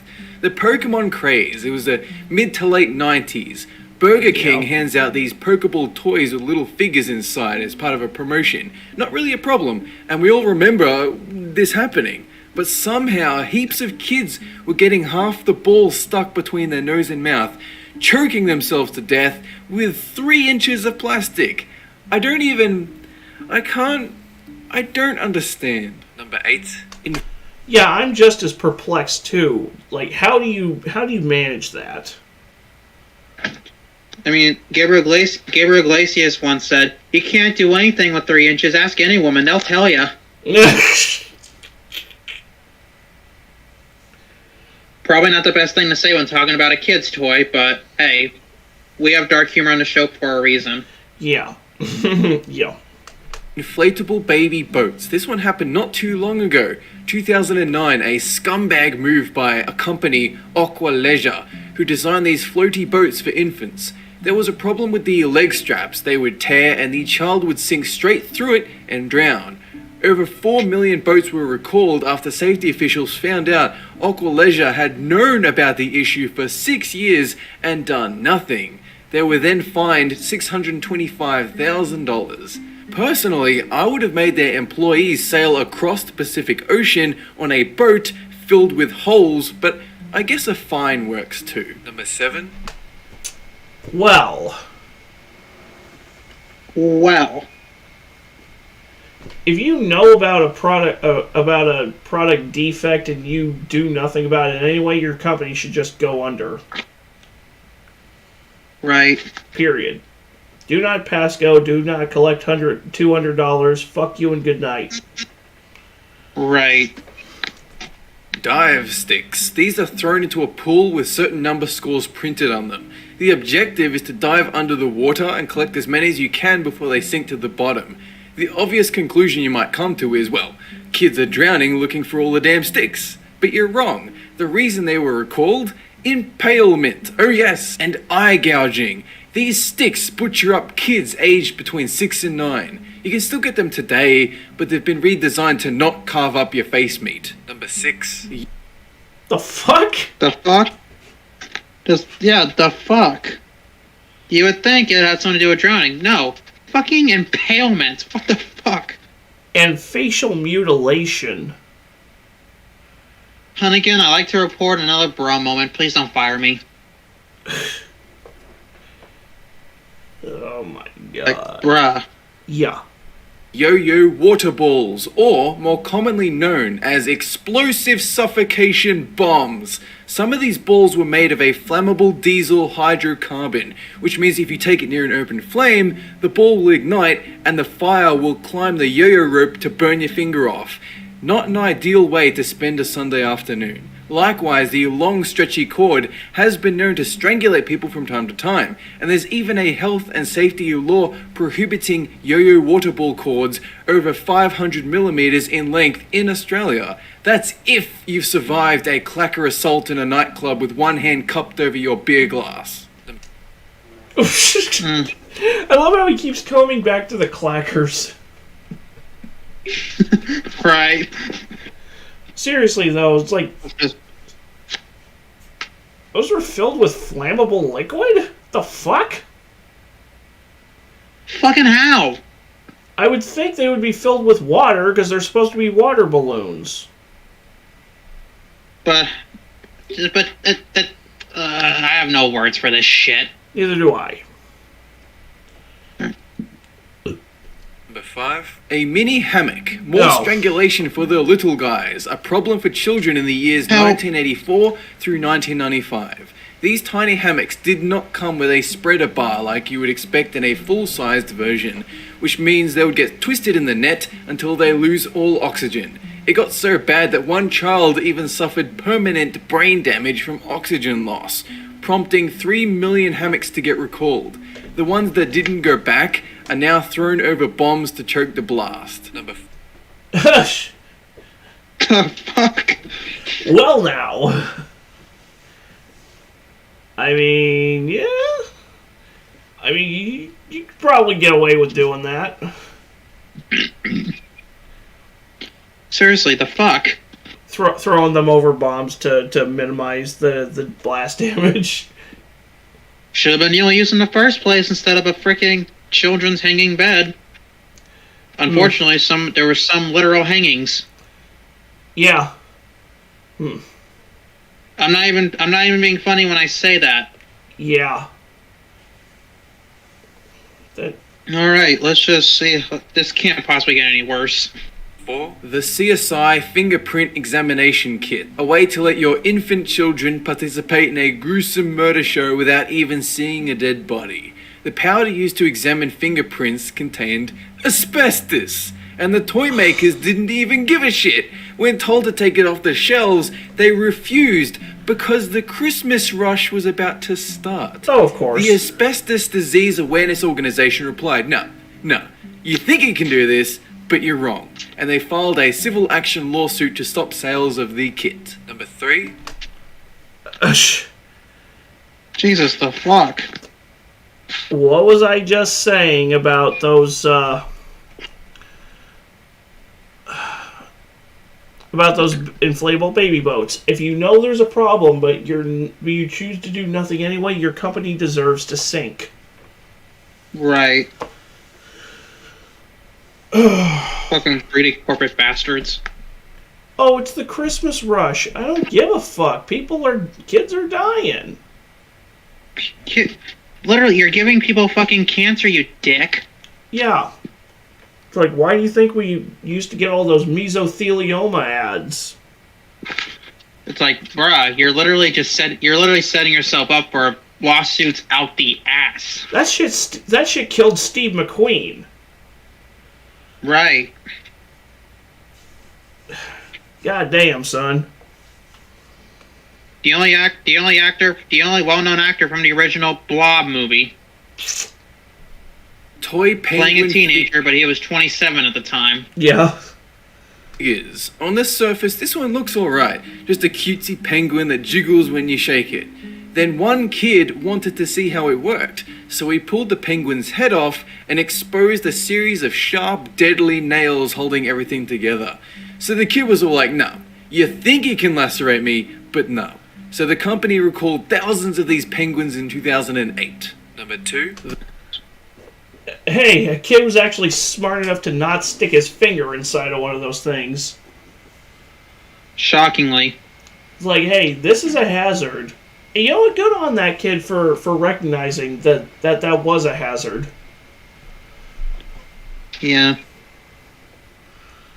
The Spanish Barbie. Everyone knows Barbie, a massive age-old collector's series of dress-up models. Then one day, along comes Spanish Barbie, wearing a typical matador's costume, wielding a red sheet on her arm. So then everyone turned around to say, hey, come on, you can't portray the costume worn when bulls were slaughtered en masse for the amusement of a crowd on a Barbie, or any other doll. Thousands wrote to Mattel asking them to discontinue the toy, including actress Alicia Silverstone. Number 1. Nobody gives a fuck about Alicia Silverstone. Yep. Nobody. Literally the worst part of Joel Schumacher's Batman and Robin. Worst Batgirl ever. Period. It's a. I'm just gonna parody a frickin' Blake Shelton song and go, and nobody gives a fuck about you.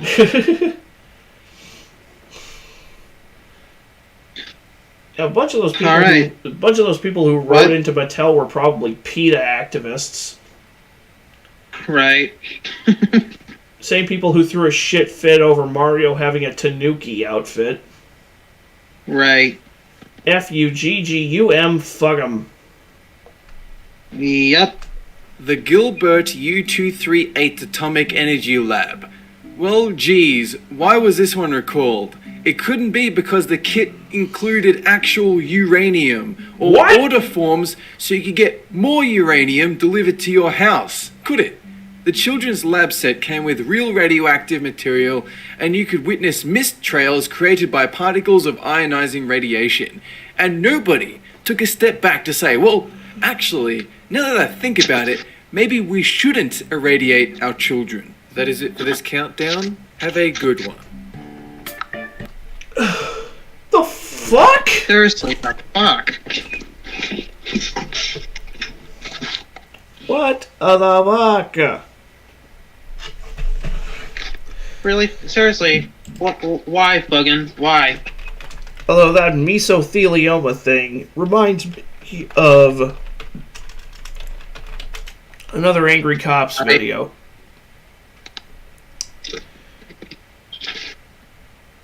Angry veteran versus defective earplug ads and deployment stories. Okay.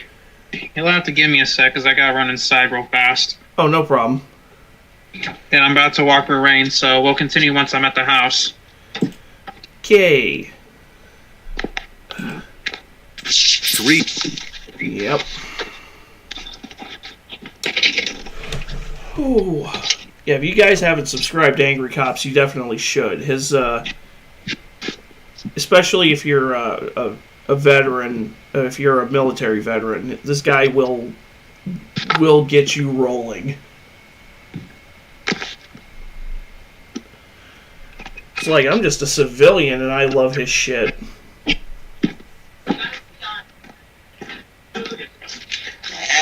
Ready? Let's go.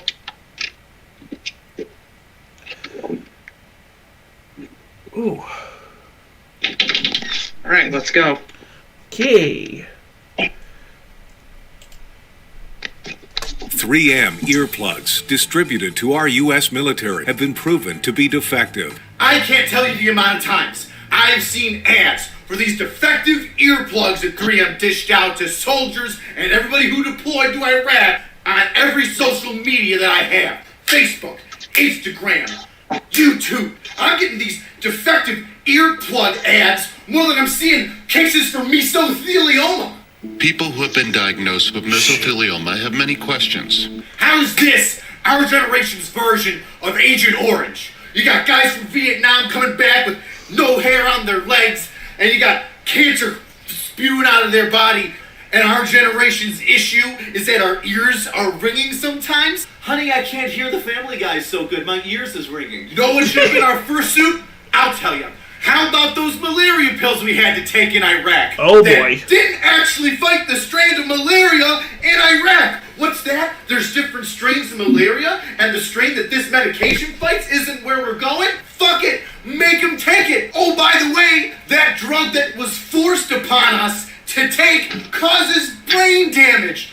Permanent brain damage. And that explains some of the horror stories of some guys coming back from Iraq and being diagnosed with PTSD. Yeah. My sister's right. My sister's ex-husband was a Marine in Iraq and Afghanistan, so it wouldn't surprise me if some of those malaria pills kind of fucked with his mental state. Yeah. It's sad how our veterans are disrespected constantly by our own government. Yeah, they were probably taking the malaria pills that those pills were probably meant to fight the strain of malaria in Vietnam or some shit.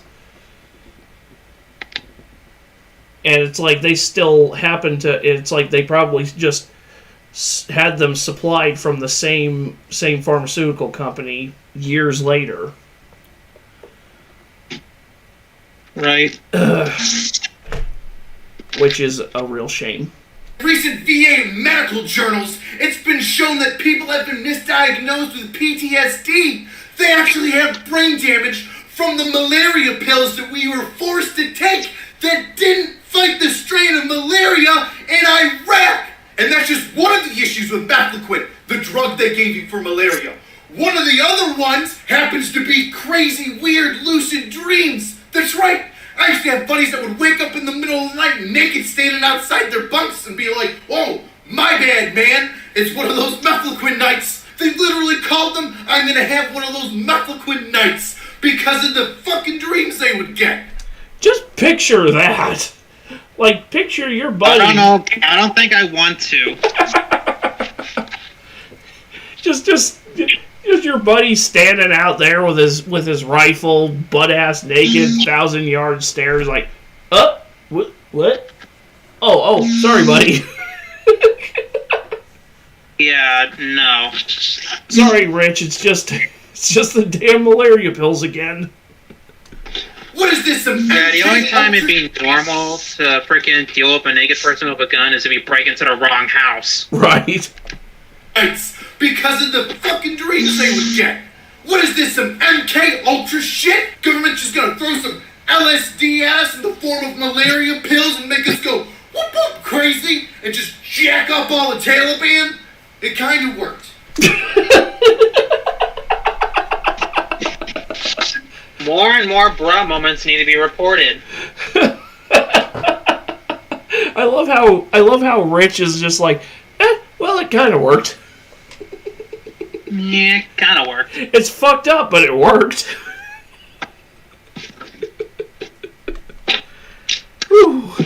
Where's my mail? Yeah, if y'all hear some thudding noises, don't mind me. I'm just crushing some cans. Malaria suit. Or how about the jamming systems? You know, all those radio jammers that used to get thrown in the back of your Humvee? That they would say, "Hey, don't worry about those. You're safe. But don't touch those antennas. It'll zap you so fucking hard you're gonna fry up like a gosh dang cartoon character." True story. There was a jamming system that was fairly large, and if you got too close to it, you would get sick. They would have to switch out the drivers of the truck that it was in because they would get ill if they stayed in it too long. but it was fine, totally cool. I got a little too close to it in my Humvee. That's right, 4 inches of fucking bulletproof glass and a whole bunch of armor, and I got bumper to bumper with this thing, and it was like I walked through a freaking veil of sick. The moment I got too close, it was just whoom, nausea, headache, achy bones. It felt like I had the flu for 5 days. And the second we backed off 20 feet away from it, I felt completely fine. Yeah, they're safe, but if you get too close, your sperm are gonna spontaneously combust in your ball sack. You bet your balls I put that down in all my freaking medical paperwork when I came back home. They used to have jammers in backpacks that you walk around with, just beaming out the cancer from your nuts to everybody. Now the little swimmers were all suicide bombers. It's like, bro, I understand we're pissed off too, but you need to chill. This is why that those lawsuits for permanent tinnitus or permanent hearing damage from using the earplugs is because if these veterans wanted to, they could sue the government for so much shit. So it's like, well, let's just roll out the easiest thing, hearing. I was gonna say they really should fucking start suing the fucking government. Yeah. That's what happens when you don't shit like that's what happens when you don't routinely listen to your boots on the ground. It's like, hey, this shit's not safe. You guys will be fine. Your army's strong. That's not how it works, dumbass. Exactly. Boom! Where's my suit for that? Where's my cancer-causing radiological radio waves beaming into my freaking skull suit for that? What about the multitude of shit I had to walk through and breathe in every day? I know everybody remembers the second they stepped off that airplane into Iraqistan or wherever you went, and the immediate smell of human feces smacked you in the face. Some of the OGs remember having to poop in diesel canisters. Used to have the lower enlisted just stirring a burning barrel of poo like it was some sort of magical cleaning device. Poo be gone. Put it in a barrel and it disappears. Churning butter like the Amish. Bruh. Except, I mean, you could find a use for shit. You just can't consume it. It's make for some good fertilizer. Don't even get me started. Hey, I had relatives who owned a farm, so of course that's the first thing that pops into my head. Yeah. It's just burning poo. No big deal. Well, yeah, it was burning poo, trash, tires, dead animals. Anything on the side of the road was on fire. Hey, it's a dead... So pretty much you get off the plane in Iraq or Afghanistan and you immediately have lung cancer. Fuck. Yeah. Burn it! Hey, there's a bunch of poo. Burn it! Hey, there's a bunch of radioactive material. Burn it! I know I'm not the only one that had to walk through streams of poop. I was dumb enough to try and jump across one of those streams one day. It was about that wide. Not a big deal.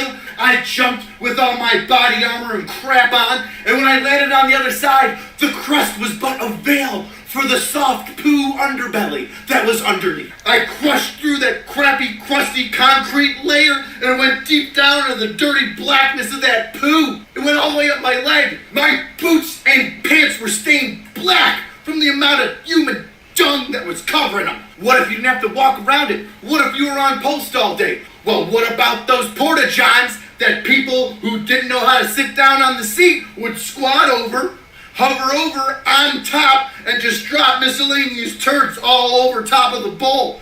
That's not an exaggeration. Like I have friends who were in Iraq and Afghanistan and can tell you straight up, like, they don't shit over there like we do.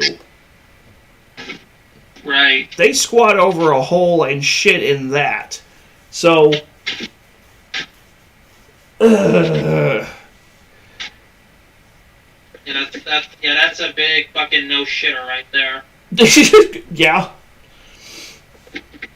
Like I know a guy who had to deal with that, who had that when he was in Afghanistan, and and like they used at first they were making all the lower enlisted guys clean the shit off the cans, and then it was like, you know what, fuck it, the locals are the ones doing this, we're just gonna make them clean all their shit up.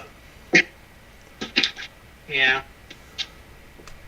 What about having to deal with that? Where's my poo suit? I want a civil poo suit and a baby back onto that. What about the shits? Everybody knows the shits. You get overseas for a month and all of a sudden your stomach just starts burbling and gurgling and you realize that something ain't right in tummy town and you start shitting out your butthole. The shits were so bad and universally known. You could be in the middle of a briefing from a 4-star general, get up and just haul ass out of that room. And if the general goes, hey, what's up with that guy?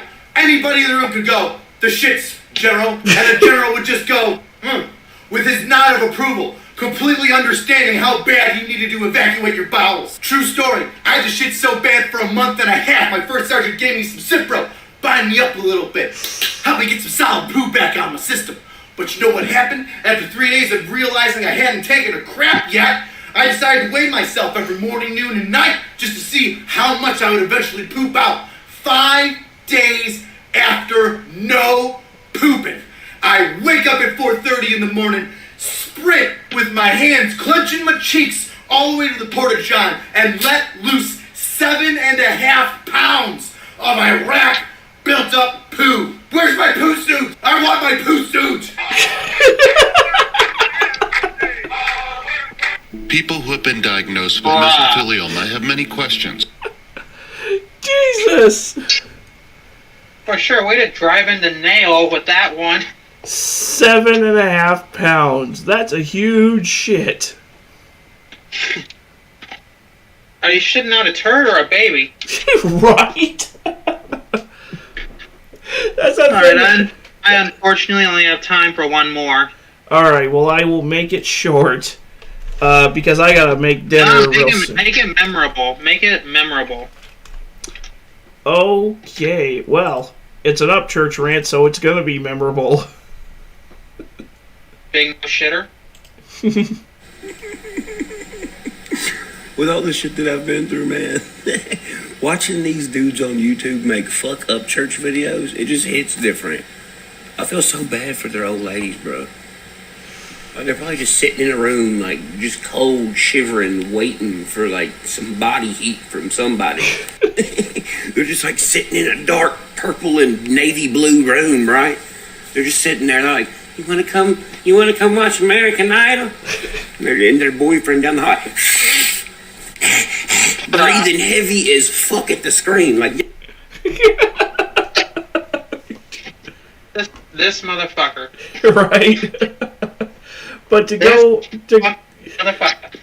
go back from something Rich was saying, like, I just remember Upchurch, like, him talking about having trouble shitting. I just remember another video Upchurch had where he talks about, he goes, I don't eat cheese, because when I eat cheese, I can't poop, and when I can't poop, I get really bloated. And sometimes when I got a bloated stomach and my hair is all wet, I look like a really pregnant lesbian, you feel me? Jesus. He goes, you ever go to the bathroom and come out feeling like you just gave birth to a goddamn Tyrannosaurus Rex? Bruh. That has to be... Makes me think of a quote from... Makes me think of a Jesse Ventura quote from the first Predator. Bunch of slack-jawed redacted around here. Right. That will make you a sexual Tyrannosaurus. Right. Yo, you're fogging that screen up. How are you doing that? This man got sticky keys from all the mitosis from his breathing. What is that, a 4-leaf clover in between the J and the K? They go watch they seen Silver Circles and was like, fuck him, he sucks. He does suck. Then they go straight to their Snapchat. They're like, look, don't this suck, y'all? Dude, how baked are you right now? That hoodie makes it like Jake from Adventure Time. Right? When Upchurch gets baked, he just goes off. It's insane. Wish I could get stoned and just film myself like that.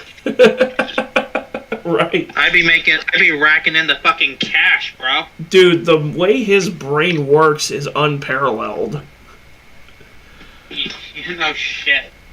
In the background, you see his fucking computer, and you're like, God damn, the motherfucker growing algae on it. What the fuck's going on there? Oh yeah, all that heavy ass breathing he was doing. This motherfucker over here trying to type something in the search bar. He's like, fuck. And he has to grab like a flathead screwdriver to scrape off where he's typing because he can't see because all that heavy ass breathing. These motherfuckers are so sick of me, dude. They actually got sick for me. That's why his breathing is like that, bro. Can you hear it? He sounds like a YZ80. Fucking algae screen fiend over here. Fucking John Boat throat. How many cigarettes y'all smoke a day in that house, motherfucker? I mean, goddamn. Y'all ain't even got to buy a coat rack. You just walk in and stick your fucking jacket to the wall. Man. Just walking around man. If Winnie the Pooh was a crackhead, this is what his house would look like. That is not honey. That is sticky nicotine. Someone needs to tell Willie Nelson to stop giving away his weed to Upchurch. Right. Hey, Toby Keith learned the hard way not to smoke weed with Willie. This guy needs to as well. No, seriously, listen to the Toby Keith song, I'll Never Smoke Weed with Willie Again. Dude, listen to Simba TV talk about visiting Upchurch at Ghost Ranch. Because I was watching Simba talk about Upchurch, and he said, man, when I was out there in Tennessee, Church was smoking like 5 or 6 blunts a day. Bruh. It's like Upchurch smokes he smokes weed. He really smokes weed, dude. Nothing wrong with that. One of my friends I play Modern Warfare 2 with, he always gets stoned before playing. But honestly, I don't care. It makes him a more cooperative team player. Sometimes that can have positive effects on you. Right. And well, I'd rather play with him when he's high, because when he's not, I mean, I'm not talking shit. I mean, I love the guy, but when he's not high, he gets a little too angry too fast. Right. It's like, dude, I will literally make the drive back down there and buy you a lifetime supply of edibles. Just calm down. Like, how the fuck do you manage to sound like you have a throat thing when you, in fact, do not have a throat thing yet? If that's what you sound like now, when you do get one of those throat things, your ass gonna be speaking dubstep. This guy sounds like my brother-in-law when he's drunk. Zemos from Saints Row the Third sounding ass. I would shake your hands, but them flows were a little sticky, if you know what I mean. Speaking in auto-tune. Some people work really hard for their dreams, but it's just not meant for everybody. That's why I use autotune, and that's why you use autotune and I don't. Oh, yeah, that one. Hey, even Simon. Hey, you remember that clip? And Simon Cowell nearly chokes on his Pepsi from holding back a laugh. Yeah, just got him. Like Simon Cowell was the only one clapping for this guy. Yeah, that comeback was perfection. Yeah, the only reason they got offended was because it was true. Yep. Well, it was Demi Lovato. What do you expect? Hey, at least, hey, holding a lighter under a spoon, candlelight vigil for Demi Lovato. Oh. What's the name of the ladybug from? Hey, what's the name of the ladybug from Bug's Life? Do what? What's the name of the ladybug from Bug's Life? Francis?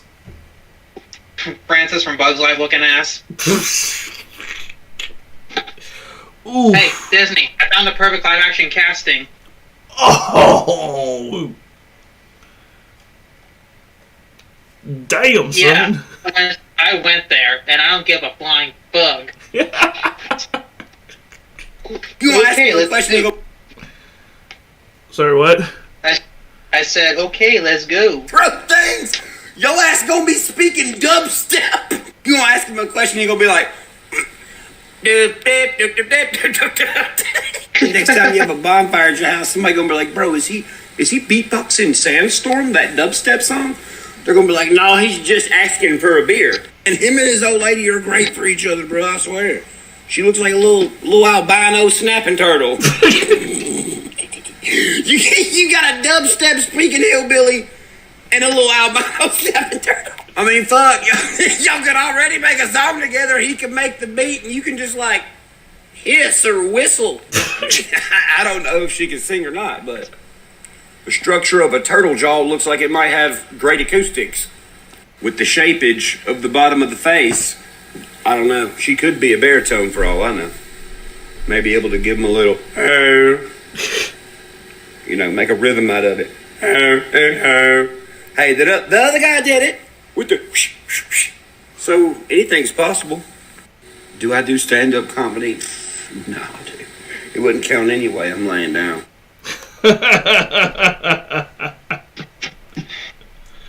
All right, that's holds up church. So yeah, it's fucking something. Yep. On that note, I guess this edition of Reactionstravaganza is going to come to a nice little close. And instead of 3 days, y'all fuckins will have to wait a whole another week. Sorry. Yeah. Yep. We both got our own plans going on Saturday. Yep. But with that in mind, thank you guys for stopping by. And we will check y'all later.